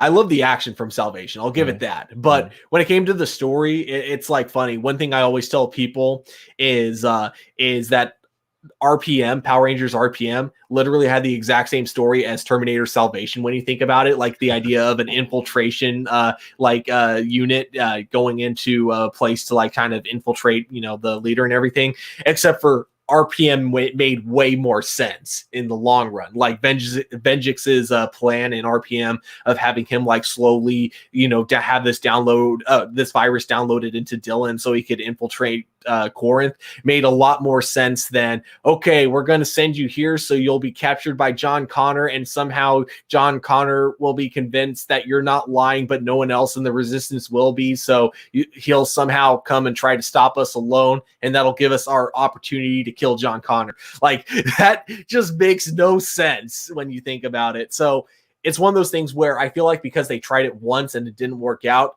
they were too afraid to try it again, and they wanted to go back to what they knew was a success in the past, which is the time travel elements. And that's why they tried it again with Genesis. And once again, Genesis didn't do very well. And then they did it again with Terminator Dark Fate, which I thought wasn't a bad movie. I actually think it went back to Terminator's roots. Right? Yeah, exactly. That one, in a lot of ways, went back to Terminator's roots because they tried focusing a lot more on character and story, and they focused a lot more on that. But there was also a good amount of action in the movie too. They continued the story from Terminator 2, if I'm not mistaken. Yeah, exactly. Yeah. So I did think that Terminator Dark Fate was a great attempt at recapturing it. But again, I think it just all comes down to the idea that I kind of am done with the time travel aspect of Terminator. I really just want them to move on, because I think that, when you continue the time travel over and over, it just kills what made Terminator 2 so great at the very end. So I'd really just rather see more about the future, like what this apocalyptic world looks like, with people trying to survive Skynet. Yeah, I would love to see them go that route. And if they definitely do go more future post-apocalyptic scene, maybe, it doesn't say exactly.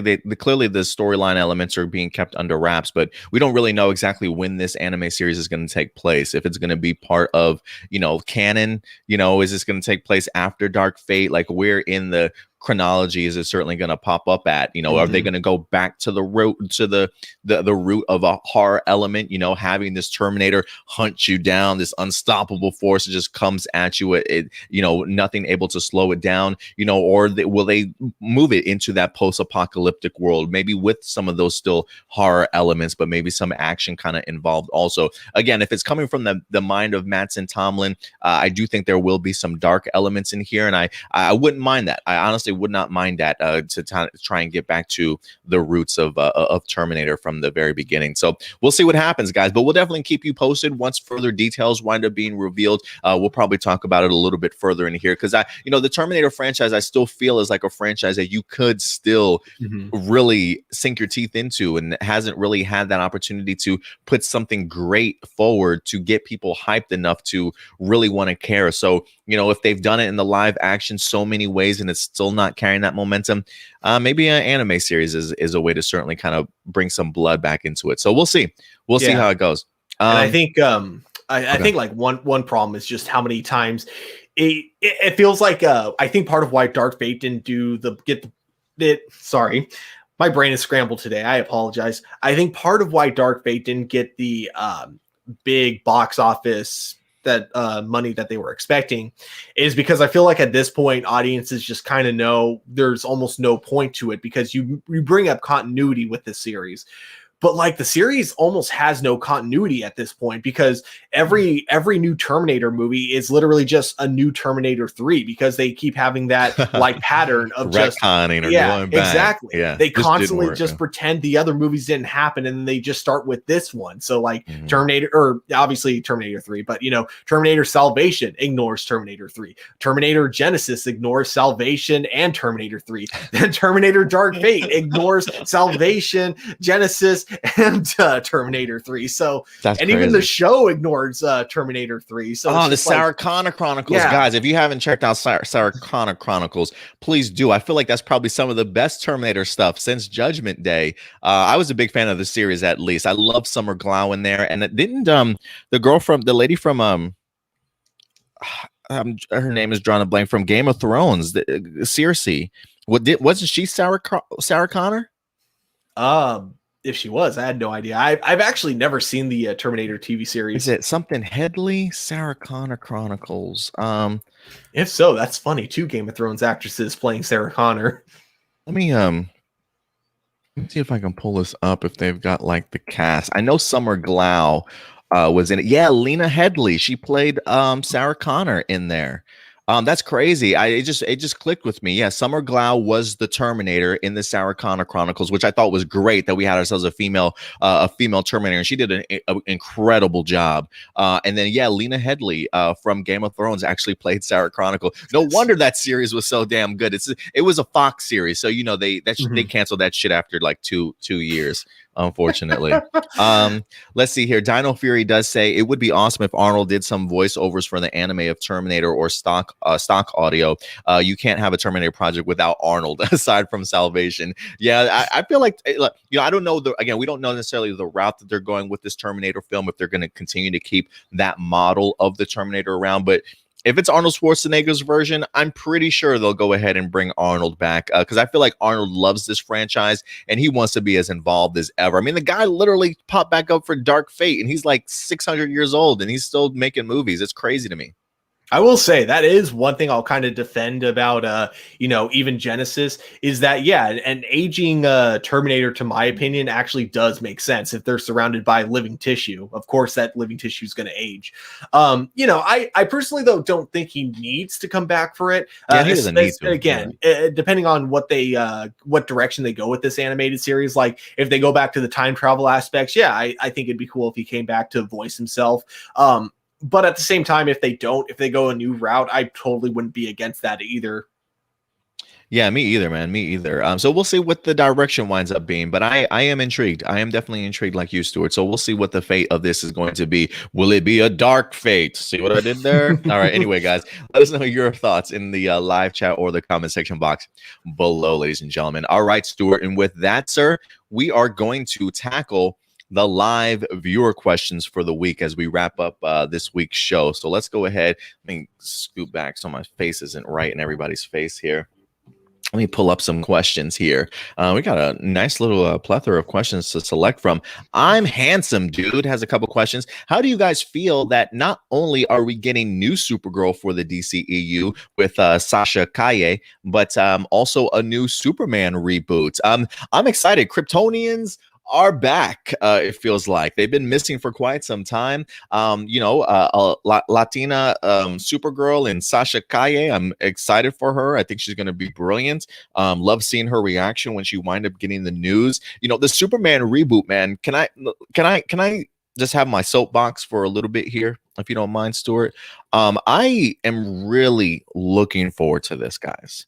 You know, Stuart, we talked about this last week of WB and JJ Abrams set to tackle a Black Superman story. And let me see if I can pull up Ta-Nehisi, I believe his name was Coates. Yeah.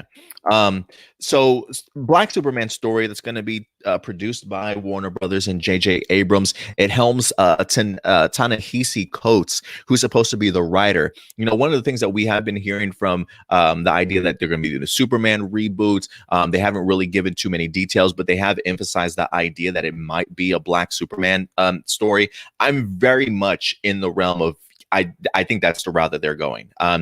Based off of just Ta-Nehisi Coates, because after we talked about him last week, I literally spent all Sunday afternoon researching this guy and going on YouTube and listening to some of his interviews and his talks. I mean, the guy's an essayist. He's a novelist. He's written for countless different news articles and news companies, newspaper companies and things like that. But he's all of his stuff that he talks about is very involved in regards to Black culture and the idea of oppression and uplifting things and things like that. And just really interesting perspectives that he tends to have when it comes to the Black culture and where we find ourselves sort of in today's climate and in our culture today. And so for me, when I hear him talk and I see just how much of an intellectual this guy is and just really his thought processes and how he views certain things. If you guys have not heard Ta-Nehisi Coates Coates just talk, it's just really enlightening and really eye-opening and stuff, in just regards to his views on stuff. And so when I hear what he's talking about, I just do not think Clark Kent at all. This definitely feels like, if they're talking about making it an inspiring Superman story and things like that, I do think that that's the route that they're certainly going to go. And I'm all on board. I'm all on board. For me, it's starting to feel more and more like this type of movie can have the same impact, if not even more impact, that, say, a Black Panther movie wind up having, in regards to truly telling the story of maybe Black culture in the form of it being represented by this superhero icon that everybody knows. And if we can put that same level of emphasis and emotion and tell this story, but with a gigantic S on our chest, which just gives this character that much more symbolism, man, I just think it could be super empowering for just diversity and inclusion for everybody, to see themselves on the big screen type of thing. So yeah, I'm really eager. I did more, like I said, I did more research on Ta-Nehisi Coates to see what his writing style was like, what his thought process was, and I definitely do think that they're definitely going the Black Superman route. So I'm eager for it, man. The Kryptonians couldn't have had it any better, to be honest with you. I still do think that we will get Henry Cavill at some point in time. I do think that there's plenty of story left for his Man of Steel, but I do think that this Superman reboot will be somebody completely different. And Henry Cavill will probably still be keeping on his particular cape for Superman in the DCEU in some other way or another. But what do you think, Stuart? Yeah, pretty much. I actually got to listen to like some of his interviews that you were talking about, because that actually sounds really interesting. But yeah, I do think that is something that would really help, not only just diversify the DC universe, but also just, it's kind of a movie that I feel like we really need right now. Because, I feel like this past year, we've just been so, like, our whole country's just been so divided, like more than it's been in a long time. So I feel like a movie like this is definitely something that we would need. And plus, the main reason that I'm like, I want to say like 99% sure it's got to be Black Superman now. If it wasn't, and they still weren't saying anything about it not being a Black Superman movie, think of how many people would be pissed if like out of nowhere, it wasn't until like we get the trailer where they're like, oh yeah, by the way, it wasn't actually Black Superman this whole time. Yeah, for real, yeah. Man. I have no doubt at this point that it has to be. And I don't know, we still haven't gotten a director yet for this series, but I do hope it's somebody that maybe has that J.J. Abrams flair attached to it, because I would love to be able to have not only just emotionally an inspiring story when it comes to its actual plot, but if you mix that in with just epic levels of Superman action, or showcasing him in a very heroic way in saving people from the most massive sorts of levels of destruction, I would love to see that. Like Superman and Lois, one of the things that I loved about just the television show is that it kicks off with a feat of heroism from Superman. Not only a huge feat of strength in lifting up this iceberg out of the ocean, but saving millions of lives. And I've always felt that's super impactful in showcasing Superman and all the good that he certainly does for the community and for the world. So I'm really excited to see who they're going to get for as the director on here also. So we'll see. Mm-hmm. AJ does say, he says, do you think people who don't know the comics will see or learn about Black Superman and think it's just another woke representation thing? I do think some people will think that, if they're not familiar with the idea of that, yes, there have been multiple Black Supermen in the comic books. I'm sure that there will be some people out there like, Warner Brothers just trying to be woke. This is just a response to Ray Fisher's stuff. Like, I'm sure there's going to be plenty of people out there. But again, if you do some research on Ta-Nehisi Coates, and the idea of asking people to do research is like asking people to, I don't know.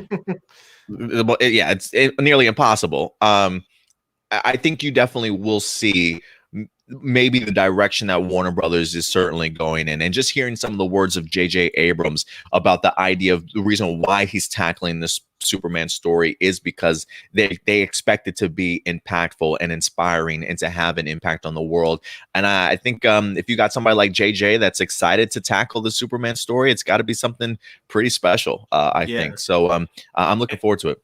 And I think just like regardless, you're going to definitely have those kind of assholes that are just going to think of it as Warner Brothers just, trying overly hard to be woke and progressive and not actually caring. But it's like, I feel like the biggest challenge with those kind of people is they're also going to be the kind of people that aren't going to change their minds. Even if they go and see it, they're still going to have their mind set on this is the type of movie it is. And, it's already bad before you've even seen it. So, yeah. Yeah, I get you. Let's see here. He also says, what was the most embarrassing, cringy movie or TV show you've ever seen and why?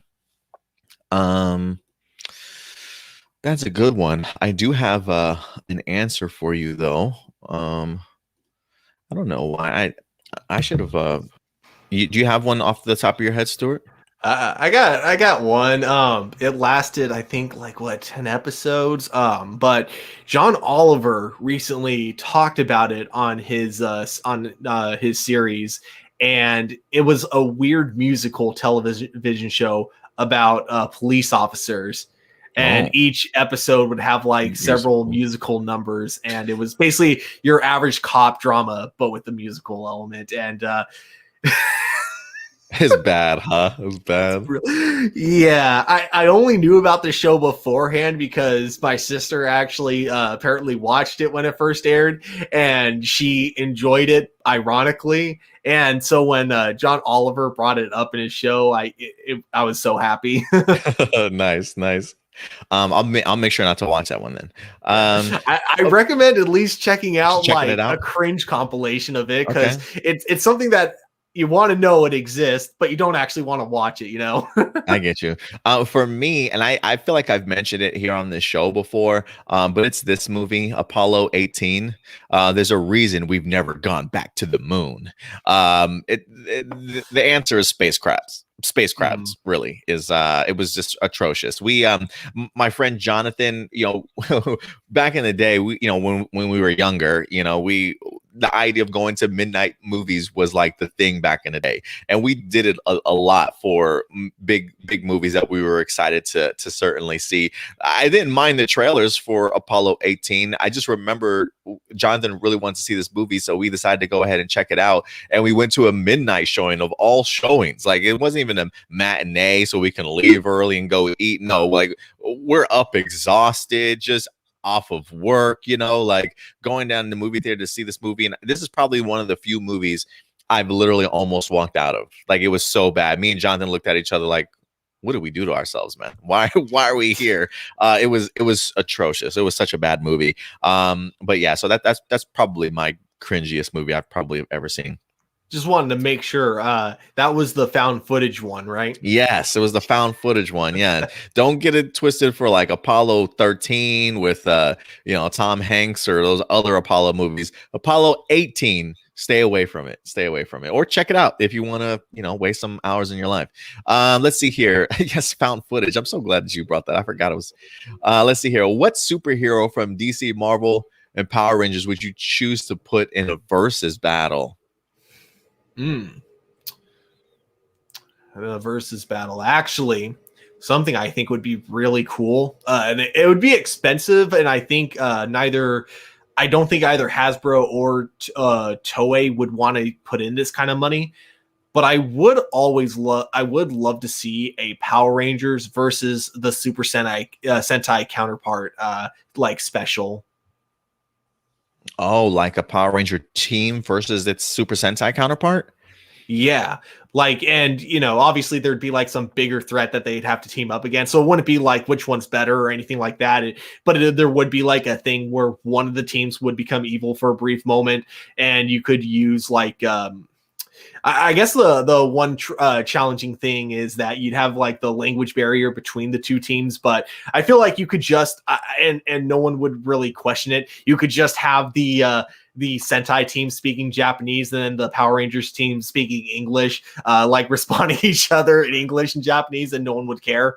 I personally wouldn't. I don't know about other people, but I always thought that would be kind of fun to watch. I love it, man. I love it. You know what? I'll even one up you there. I'll have a triple threat match here.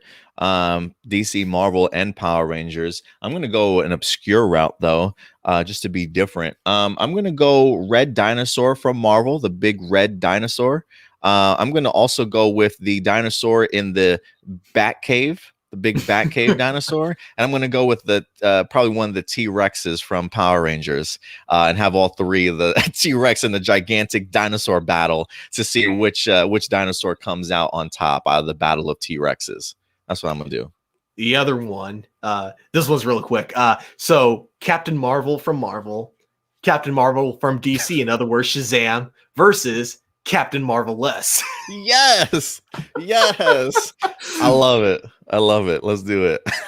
That's great. All right, we got Dino Fury. He's got a couple questions. What recent film and TV series do you think has been very successful lately and has been a big hit than its original movie or TV franchise? What recent film and TV series do you think has been very successful lately and has been a big hit than its original movie? Or I guess they're talking about reboots. So a recent reboot of a film or TV series that's been better than its original movie or TV franchise. I will say this, I don't really know. That's a tough one. For me, the first one that comes to mind is Battlestar Galactica, television series wise, from the early 2000s, which to this day some people think still is one of the best sci-fi television series to date. So if I had to make a suggestion, I would say Battlestar Galactica probably over its TV show predecessor or its original one franchise wise. So Battlestar Galactica. I'll think on the movie wise, unless you want to come up with the movie that you have in mind, Stuart. A reboot movie that's better than its original movie. I guess technically you could go with Scarface, because that one is technically a remake of the 1930s movie. So, and to me, it's a lot better than the original. TV wise, I don't know. So definitely correct me if I'm wrong, but I don't think Walker, Texas Ranger, the original series, was as popular as its recent reboot, which has gotten, because it was actually like the most viewed pilot on the CW. So I don't know if the original version had that like kind of a ratings number or anything like that. I can't remember. I might have been pretty big back in the day also, Stuart. I'm not quite sure. I mean, it had freaking Chuck Norris in it, but I don't know.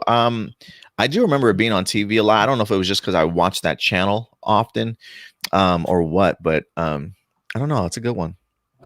I'm trying to think of like a more recent film outside of Scarface that's been better than its recent. I mean, I've never watched the original, but I hear The Departed with I hear The Departed is a remake of an older movie. I hear that might actually been better than its original. I'm not quite sure. That's a good question, Dino Fury. You got one?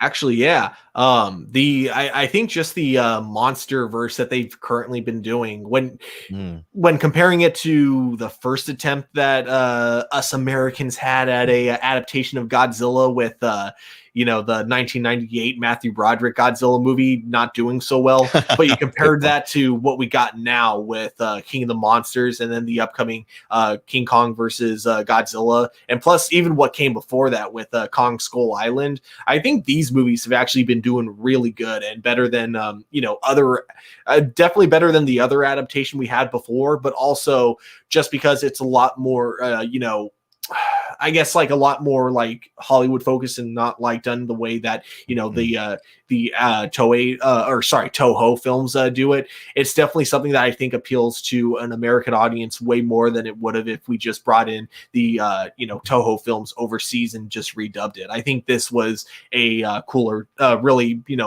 this was a smarter direction to take the Godzilla franchise for an American audience, I think. Yeah, no, I definitely agree with you there. And speaking of Godzilla, I may actually rewatch Shin Godzilla soon. I've been kind of fiending for it again. What film director and writer do you want to not ever touch a franchise? Who has had a bad reputation for bringing terrible films and series? Is there any director or writer you do not want to have touch a franchise? I almost feel like you probably know my answer at this point.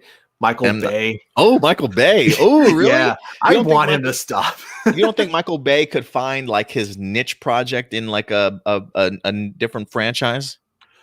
Not in any licensed franchise. I think he's best when he's doing his own thing. Like I really like one movie from him that I actually really did enjoy that's kind of recent was Pain and Gain.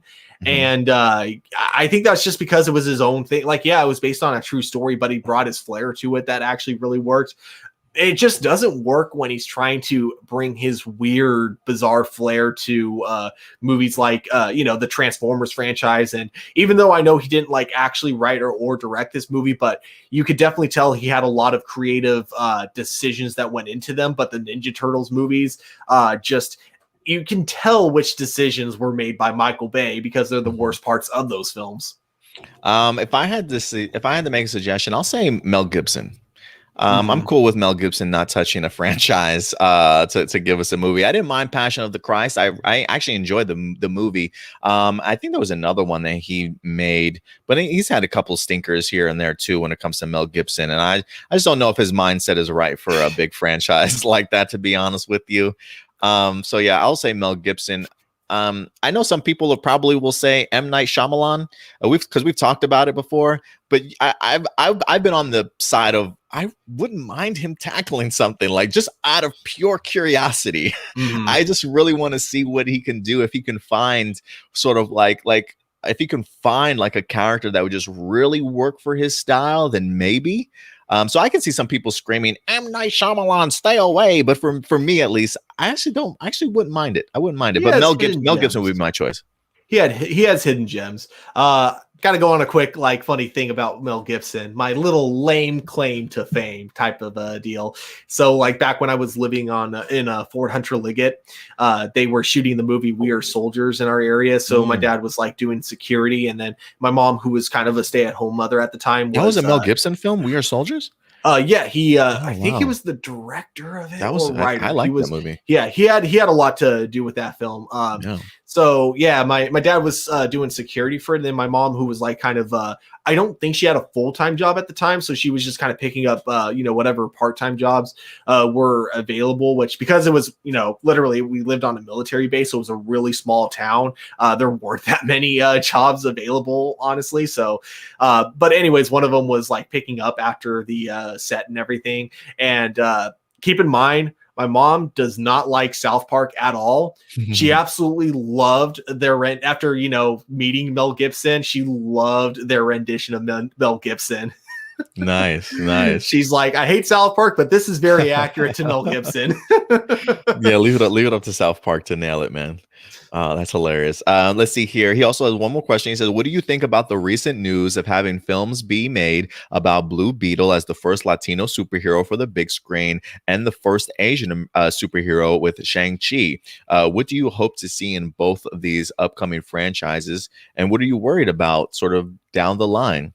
I think we've been pretty vocal about the idea that we definitely believe in inclusion and diversity. The idea of getting people to be able to see themselves on screen is super impactful. And I think it definitely just helps each individual culture.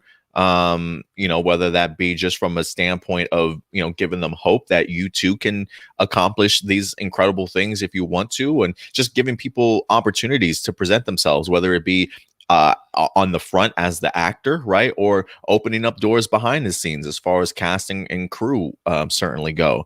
I just think it's a really great idea to bring awareness to a ton of other superheroes that don't necessarily kind of get that shine, but maybe deserve that shine, if you will. So I like it. I really do. I mean, you look at Marvel and what they've accomplished. We literally, out of 20 plus movies, we've had one female-led movie in Captain Marvel, which we're eventually going to get Black Widow here relatively soon. One black superhero-led movie in Black Panther.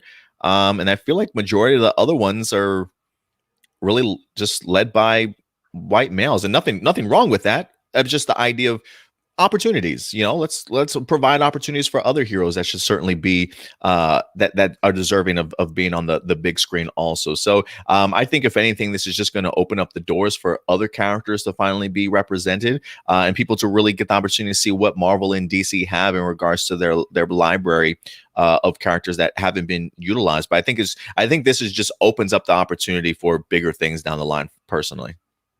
Yeah, I fully agree. Just more opportunities for that. And then as for what I'm like hoping for the movies themselves, well, for Shang-Chi, definitely hoping for some really awesome fight scenes when you got like a character whose specialties is martial arts, and obviously, and then for the Blue Beetle movie, kind of the same thing that we got in Spider-Man Homecoming and the Power Rangers movie, and it's the same thing that I'm hoping we get in Static Shock as well. Like, I want these movies to be able to work on their own as high school, like either comedy or dramas, I want them to get those aspects right, and then just have the superhero thing be a really fun icing on the cake. But I do feel like when you're doing a high school superhero type of film, you want it to be able to work on its own as a high school movie first, and then the superhero part, obviously you got to get that right too.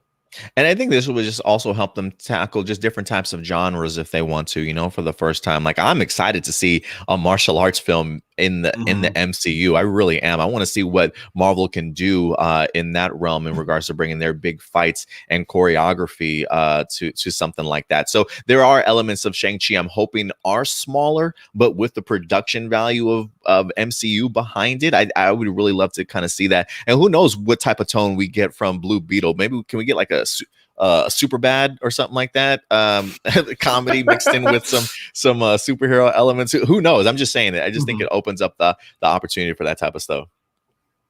Let's see here. A couple questions from AJ. What did you guys think of the season 1 premiere of The Flash? I haven't watched it, so maybe have you, Stuart?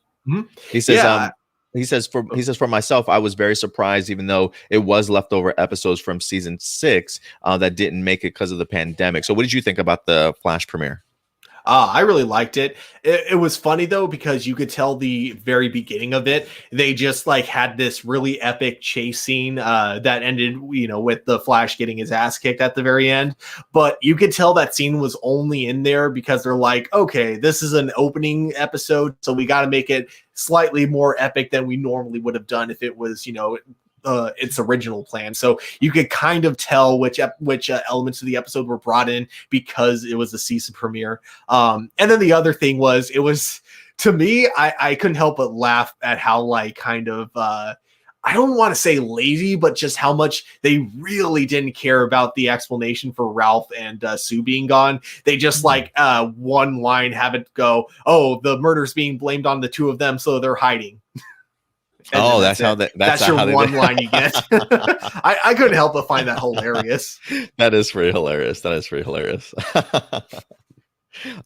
Let's see here. How do you think Jefferson and Lynn will react when TC tells them that Jennifer is presumably dead? I have no idea, but this is the last thing Jefferson and Lynn need in their lives. Like, just based off of the level of grief that we've seen Jefferson having to deal with. I mean, this guy's been in the slump for literally a year already. And this episode, he literally finally just comes out of it and realizes, the wrongs of his ways or whatever the case may be. So, them just now apologizing to each other and kind of getting maybe on the same team a little bit. Now you got to tell them that, hey, your daughter might have just exploded into energy. They're gonna lose their shit, man. They're gonna lose their shit. What do you think, Stuart? My thoughts exactly. Like, he's only just now starting to realize that he hasn't been himself recently. He's only now starting to finally accept that and finally to recover from that. And then just like right as he's recovering, your daughter just disappeared into thin air. I'm hoping that they manage. Like, I'm hoping Gamby comes through and is like, hey, we can just attract all her energy and bring her back. And then maybe she turns into like just a form of energy molecules or something like that. I have no idea. I don't know what the budget is like for Black Lightning. If they can pull something like that off, have like a walking Jennifer that's just energy, or just standing still and it's just energy. I have no idea, but do I think she's fully dead? Do you think she's dead? Oh no, she's definitely coming back. I think it was just their way of being able to write her out of the show, because it seems to me like, like we kind of talked about this before, how the actress has been kind of fatigued from working on Black Lightning. Like, she really wants to do other things. So I think that this was their way of helping her like have a few episodes off so she can like stick around without it really stressing her out. Let's see here. Oh, going back to your Flash question, AJ says Indy said to him it was the best first episode. Excuse me, since the pilot season. Would it have been the best of episode 1 of for you too, Stuart? Or man, like as almost far as like coming out of the gates, you have another episode out of another season that first episode. Yeah, like I don't know if I'd say it was the best since season 1's pilot, but I will say this: it was definitely the most emotional I got from a premiere of The Flash. Like I'd say I was definitely a lot more emotional at the end of season 1 for The Flash. So not the most emotional I'd been watching The Flash, but definitely the most emotional I've been watching a pilot of The Flash, just because of the way, I don't want to spoil it, but the way that the end of episode 1 like wrapped itself up, it was actually kind of it was like it was sad, but also a bit heartwarming at the same time.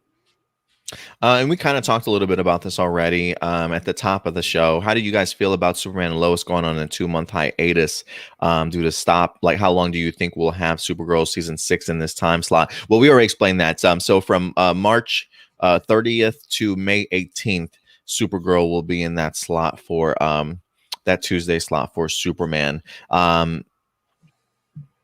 It is strange that we are switching between 2 super shows. Yeah, it's going to be a little bit strange. It's going to be a little bit weird. And that's always been, well, again, they couldn't help this. The COVID thing, it happened. It's not like it was their choice to do this. But one of my frustrations has always been with the CW, just sometimes the back and forth when things are premiered. I felt like sometimes earlier on in their time with DC television that you would come back the next season and it would be like, it's not on Tuesday anymore, it's on Monday now, like just constantly switching back and forth. So I feel like I'm already kind of used to it when it comes to the CW, of just a weird release schedule that they tend to have sometimes. So it is strange, but I feel like I'm almost prepared for it. Yeah, there was one thing that they had going for it, and then they went back on it, which made me kind of sad. Is it seemed like they were trying to have one show for every day of the week at one point, and so they had 4 at one point when they introduced Legends of Monday Tomorrow. through Thursday, right? Yeah. Or some shit like that. Yeah, exactly. So I thought, oh, this is going to be cool. And then that was when they were announcing Black Lightning coming to the CW as well. So I'm like, oh, so now you have one from Monday through Friday. This is going to be great. But then upon that announcement, that was when they started really changing up the schedules of the show. And then they were like, okay, now we're moving these 2 shows on Tuesday. We're moving these shows on Sundays. And it's like, what? No, you had a perfect thing going on. Had it perfect, man. Had it perfect. Yeah, not the biggest fan of that. Jessica Fryman's got a question. She got 2 questions, but I feel like we've answered that first question a bajillion times. So I will ask this. Would you like to see a live action Sailor Moon series, Stuart? Man, I think that'd be kind of fun. Yeah, why not? Fun. I think there is a live action series like in Japan, if I'm not mistaken. I think it was like a mini series though, so I don't think it was like a long running show or anything like that. But it was also like really low budget, so don't be expecting like really amazing effects. But I think it'd be fun. I'd be down for that. I really would be down for that. Especially if you put some great budget, put it on a streaming service. Just don't, would you, if CW announced it, how would you feel? I'd be a little underwhelmed. Yeah, I wouldn't be against it, because I do think that type of the show would work for what the CW goes for, but I feel like I would prefer it to be a movie, if anything else, honestly. Oh, a movie? Okay, yeah, I was thinking like a limited series or something like that. 6, 7 episodes, Netflix or Amazon, maybe a series. I would be open for that, but you would feel more comfortable with the movie? Yeah, a movie, or if it was but I mean, if I'm being honest though, I'd prefer a movie, but if it was a TV show, I do think the CW would be the best place for it. Oh, okay, nice. All right, let's see here. Here's this is from Adrian Perez, brother from another mother. He says, what are your favorite superhero villains of all time? Marvel, DC, or other properties? And you can even throw Power Rangers in there. Do you have a favorite villain of all time? Ooh, that's a tough one. A favorite villain. Man, I think. Am I allowed to choose a villain that has a great redemption story arc? Because that's partially why he's my favorite villain. Who is he? Zuko from Avatar: The Last Airbender. Oh, okay. Yeah. I think because of his amazing redemption storyline, it definitely puts him up there for me. This is a tough one. I don't really connect with villains like that really stand out to me comic book wise. Like if there is one, I probably have two. Actually, I have two, and they're definitely Spider-Man villains. For me, one would be Venom. Not current Venom, but old Venom with Eddie Brock, back in the day before he became, let's do this anti-hero. Get that shit out of here. No, Venom is a villain. Venom was probably for me. And then Norman Osborn.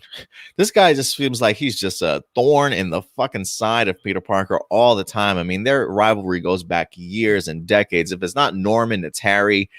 Just the Osborn family in general for Spider-Man is probably up there. Just of all the emotional stuff that he's put Peter through his entire life, killing people in his own family and stuff. There's always been that very personal vendetta and story between them that I've always been really fascinated with. So probably the Osborn family in general, whether it be Norman or Harry, I'll probably take as my favorite supervillains of all time. Although another one that'd be up there for me, like at least in my top 10, I got to give an honorable mention to Dio from JoJo's Bizarre Adventure, because recently I've been really getting into this series. I'm actually now on season 5 finally, and I gotta say that, that he is the kind of guy that you really love to hate just from the beginning. I mean, they freaking introduced this guy by having him abuse a dog, and then they later have him kill the dog. And on top of that, he's so good at BSing like his excuses and acting like he didn't do it. So you have him being like this terrible brat that you just really want to punch in the face. And then you still have JoJo's dad being like, "Excuse me, JoJo, but you are going to treat this kid with respect." And that's what makes it so much more frustrating on top of that, is that he gets away with all this stuff. And, the dad essentially kind of treats him like the favorite child. So in terms of villains that you love to hate so much, definitely Dio. Nice, man. Nice. Let's see here. I put a quick honorable mention to Dark Phoenix for me is one of my favorites. Let's see here. How do you feel about women being front and center in superhero movies lately? Do you think they should be represented more, or is it just a way to prove a point, especially in today's society? No, I think it's about time that they are represented more. I go back and think of like Princess Leia from back in the 70s, to be able, while she wasn't like the main lead of the movie, she definitely was one of the main characters, right, and really helped carry that franchise and the big three of that series. But she was doing her representation thing even way back in the day. So I do think that it is certainly about time, and we'll see what happens there. But I have absolutely no problem with that at all, because for me, when I think of like Brie Larson, man, and I think of what she did with Captain Marvel, people don't, while I'm not female, I understand the power of representing yourself and seeing yourself on screen. It's you see the impact that Brie Larson has with all these little girls, out there, all these girls in their little Captain Marvel costumes and stuff, right? Like there's a bigger picture out there than I think just fans of comic books or something like that may or may not see all the time. And it really leaves a really impactful effect on people's lives. And so I don't think there's anything wrong with it. I think the idea people tend to get upset. Like, I just think it's one of those things, like, we're not trying to take jobs from people, right? Like, we're just trying to open up more opportunities for them to be able to see themselves on screen. You know, this mentality of, you know, when they shouldn't be represented, or, you know,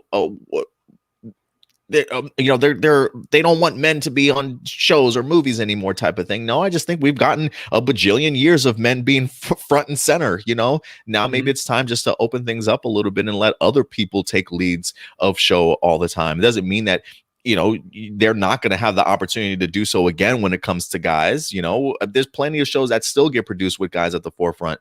But you know, I just think it's about time that we start letting people in on that also, and having that same type of success. So not trying to cancel anybody, just trying to give more opportunities out there in the world. So I think the idea of women front and center really go a long way. And we see some amazing female characters being brought to the small screen or the big screen, honestly, that have been left a lot of impact. So yeah, I don't think it's a way to prove a point. I think it's just the idea of, this is our society now. You know what I mean? Like we're a gigantic melting pot these days. It just makes sense, if you ask me. Yeah, I think representation is important. And yeah, I think there are a few assholes out there, kind of like how you were saying. They see opportunities for other people as less opportunities for them. And to that, I say,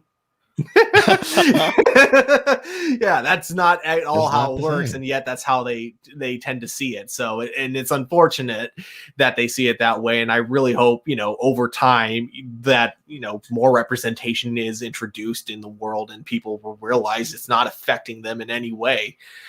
You know, and yeah, and I think like one thing that also would help, you know, in terms of just, you know, more female characters or just more diversity in general, is I think it all just kind of comes down to, we need more diversity when it comes to the writing teams in general as well, because a lot of people want to, you know, it's for me, when I write most of my main characters, when I'm writing a script, they tend to be male, because that you know, it's not that I don't understand women, not like that, you know what I mean? But it's more of just like, I know how to write a character that I can relate to. And it's like, it's a lot harder. Yeah, exactly. It's hard for me to write a character that's female and still have it be a character I can relate to. You know what I mean?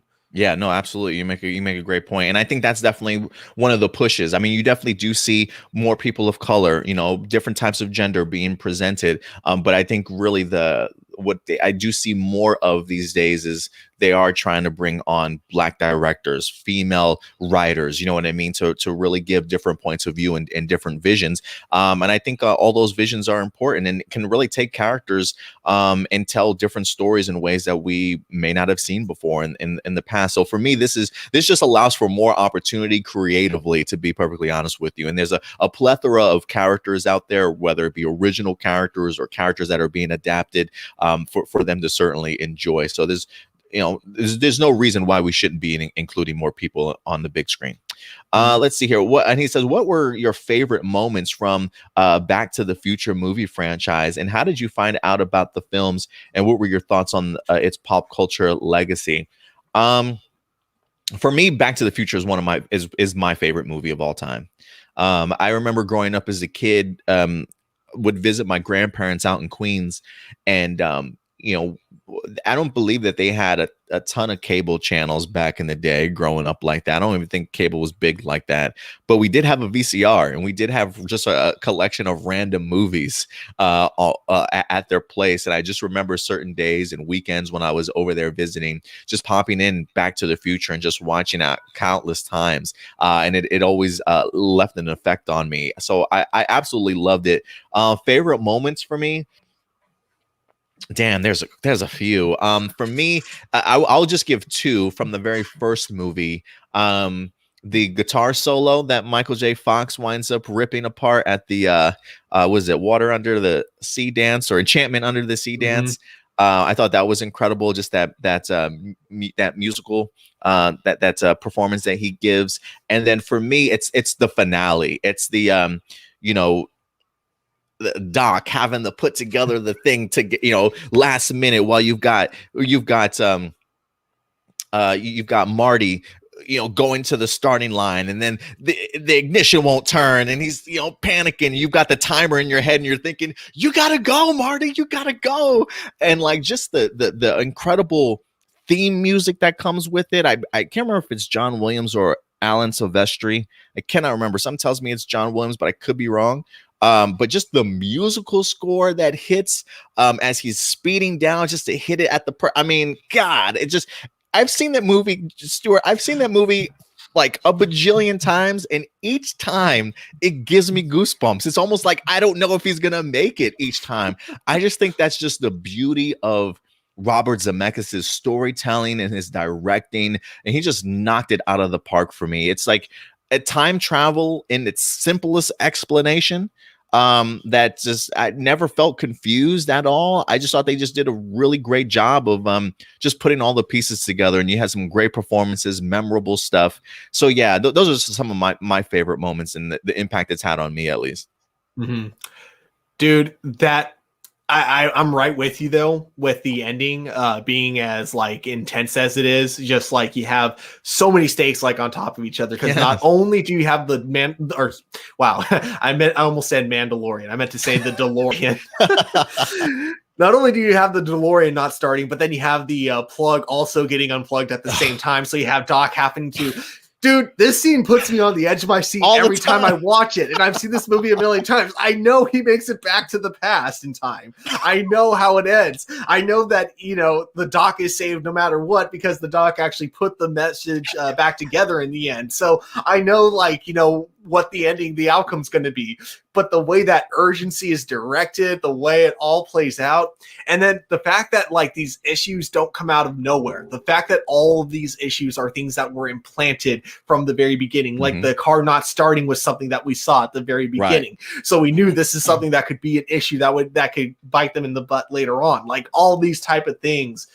Oh my gosh, it led to one of the best endings in any comedy ever. And I'd say that, yeah, Back to the Future is without a doubt, it's either number one or two. It's always changing for me between The World's End and Back to the Future, between those two.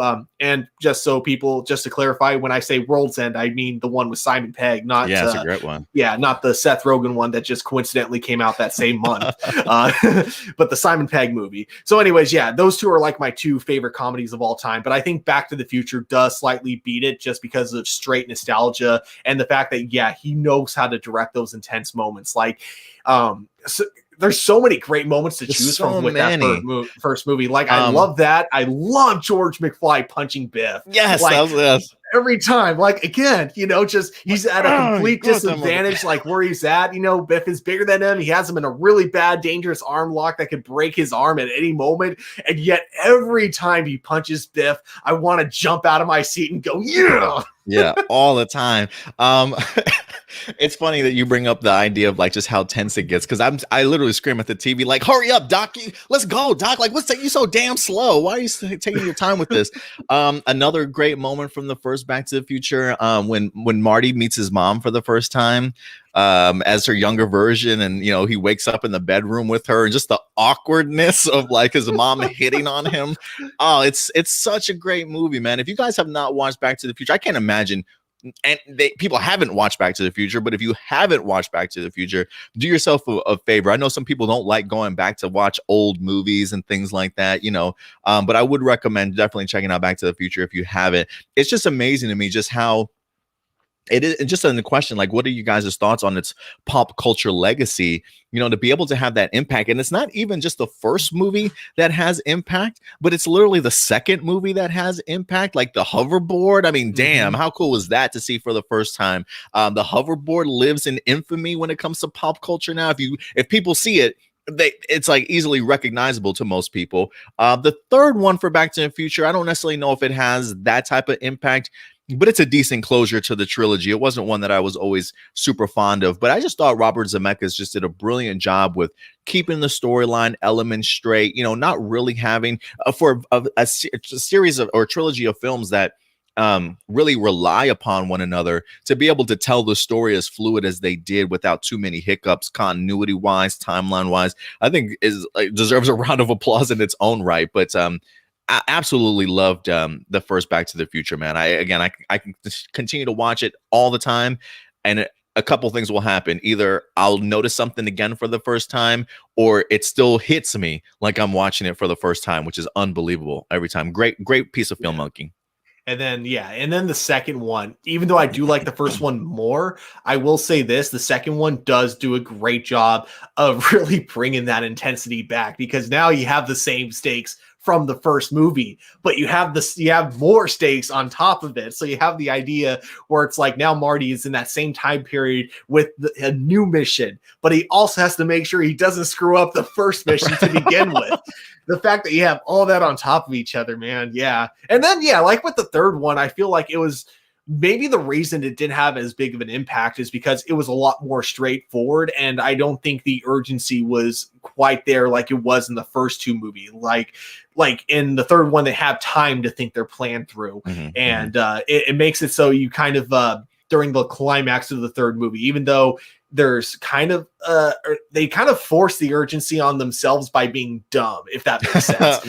If Marty wasn't an idiot getting involved in things he shouldn't have gotten involved in, they just would have had to use the train heist at the end to push them into the future. But I kind of feel like the confrontation between him and then Mad Dog Tannen was kind of forced. So that's kind of my only nitpick with the third movie. But the first two are classics, and I don't think the third one's as bad as everyone says. Yeah, I mean, I definitely have watched the third one a couple more times. There are elements that I love, like the idea of Doc having a love story. I thought was really great. I think maybe sometimes the Western aspect might throw some people off a little bit too. But there are aspects to the Western that I really did dig. But thank you for that question, man. You allow us to kind of have some great memory trips down memory lane for sure. Can I point out one last thing with the third one? It probably has one of the most clever jokes in any of them, where you have Marty coming out of the bathroom in the cowboy outfit that looks ridiculous, and you have Doc Brown being like, "Yeah, haven't you ever seen a Western before?" And he goes, "Yeah, and Clint Eastwood never wore anything like this." And you have Doc going, "Who?" And then Mark looks at the posters, and these movies came out in 1955. Like, this was perfectly accurate. You have the first two movies that Clint Eastwood has ever been in, and they were both in very small roles. And he looks at the two movie posters and he goes, "Oh, that's right. You guys haven't heard about them. Don't worry, you will." And he points at the posters. It was just like, doesn't he use that name too when he goes back in the time there when people ask him who he is? He calls himself Clint Eastwood. He calls himself Clint Eastwood, and when he goes back to the future, you see in the sign the railroad tracks are named Eastwood. Or something. Yeah. I love it. I always love those subtle changes he accidentally makes that are never they're never addressed, but when you pay attention to the camera, you notice them, like Twin Pine Mall being called Lone Pine Mall because he ran over one. Yeah. I love it. Yeah, it's so well thought out. Just a little tidbits like that. And again, it's Easter eggs like that when you go back and you watch it for the first time. It's like, or go back and watch it again, you catch stuff like that as you go along. I thought it was great. And we'll just take one more question here. It's from AJ. He says, just a little clarification. Why is Batwoman season 1 on HBO Max instead of Netflix, and Superman and Lois doing the same in the future, perhaps after season 1? I think it was just a new licensing agreement that they have. So I am expecting that shows like Superman and Lois, even Stargirl, I'm assuming, if anything, from when Batwoman began, will probably now be on HBO Max, certainly going forward. So I'm expecting Superman and Lois to be there.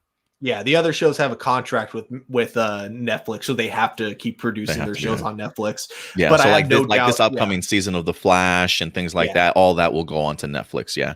Until that's evidence. Yeah, once that contract expires, which I'm assuming Netflix went for the long game, so it probably won't be for another 3 or 4 years. Oh, you think so? Once, it might be. I could be wrong. Maybe it's only 1 more year. But once that contract does expire, all those CW shows are going to be going to HBO Max. All right, awesome. So there you go. There's some clarification for you, AJ. But other than that, guys, that is going to do it for us. That is, in fact, all of our topics for the day. So thank you very much, everybody who certainly joined us, and everybody that participated with your live viewer questions. Again, feel free to go ahead and submit them over anytime during the week that you would like to. You can go ahead and submit them over to aplusopinions@gmail.com. Again, aplusopinions@gmail.com. But as we wrap up, Stuart, if people want to go ahead and reach out to you on social media, sir, where can they find you? You guys can follow me at TurboStew01 on Twitter.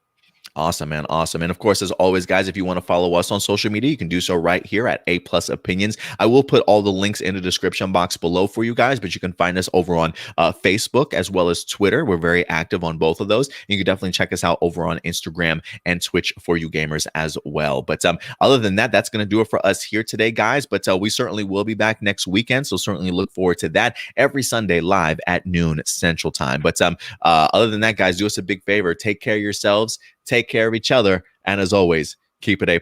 We'll talk to you guys later. Bye.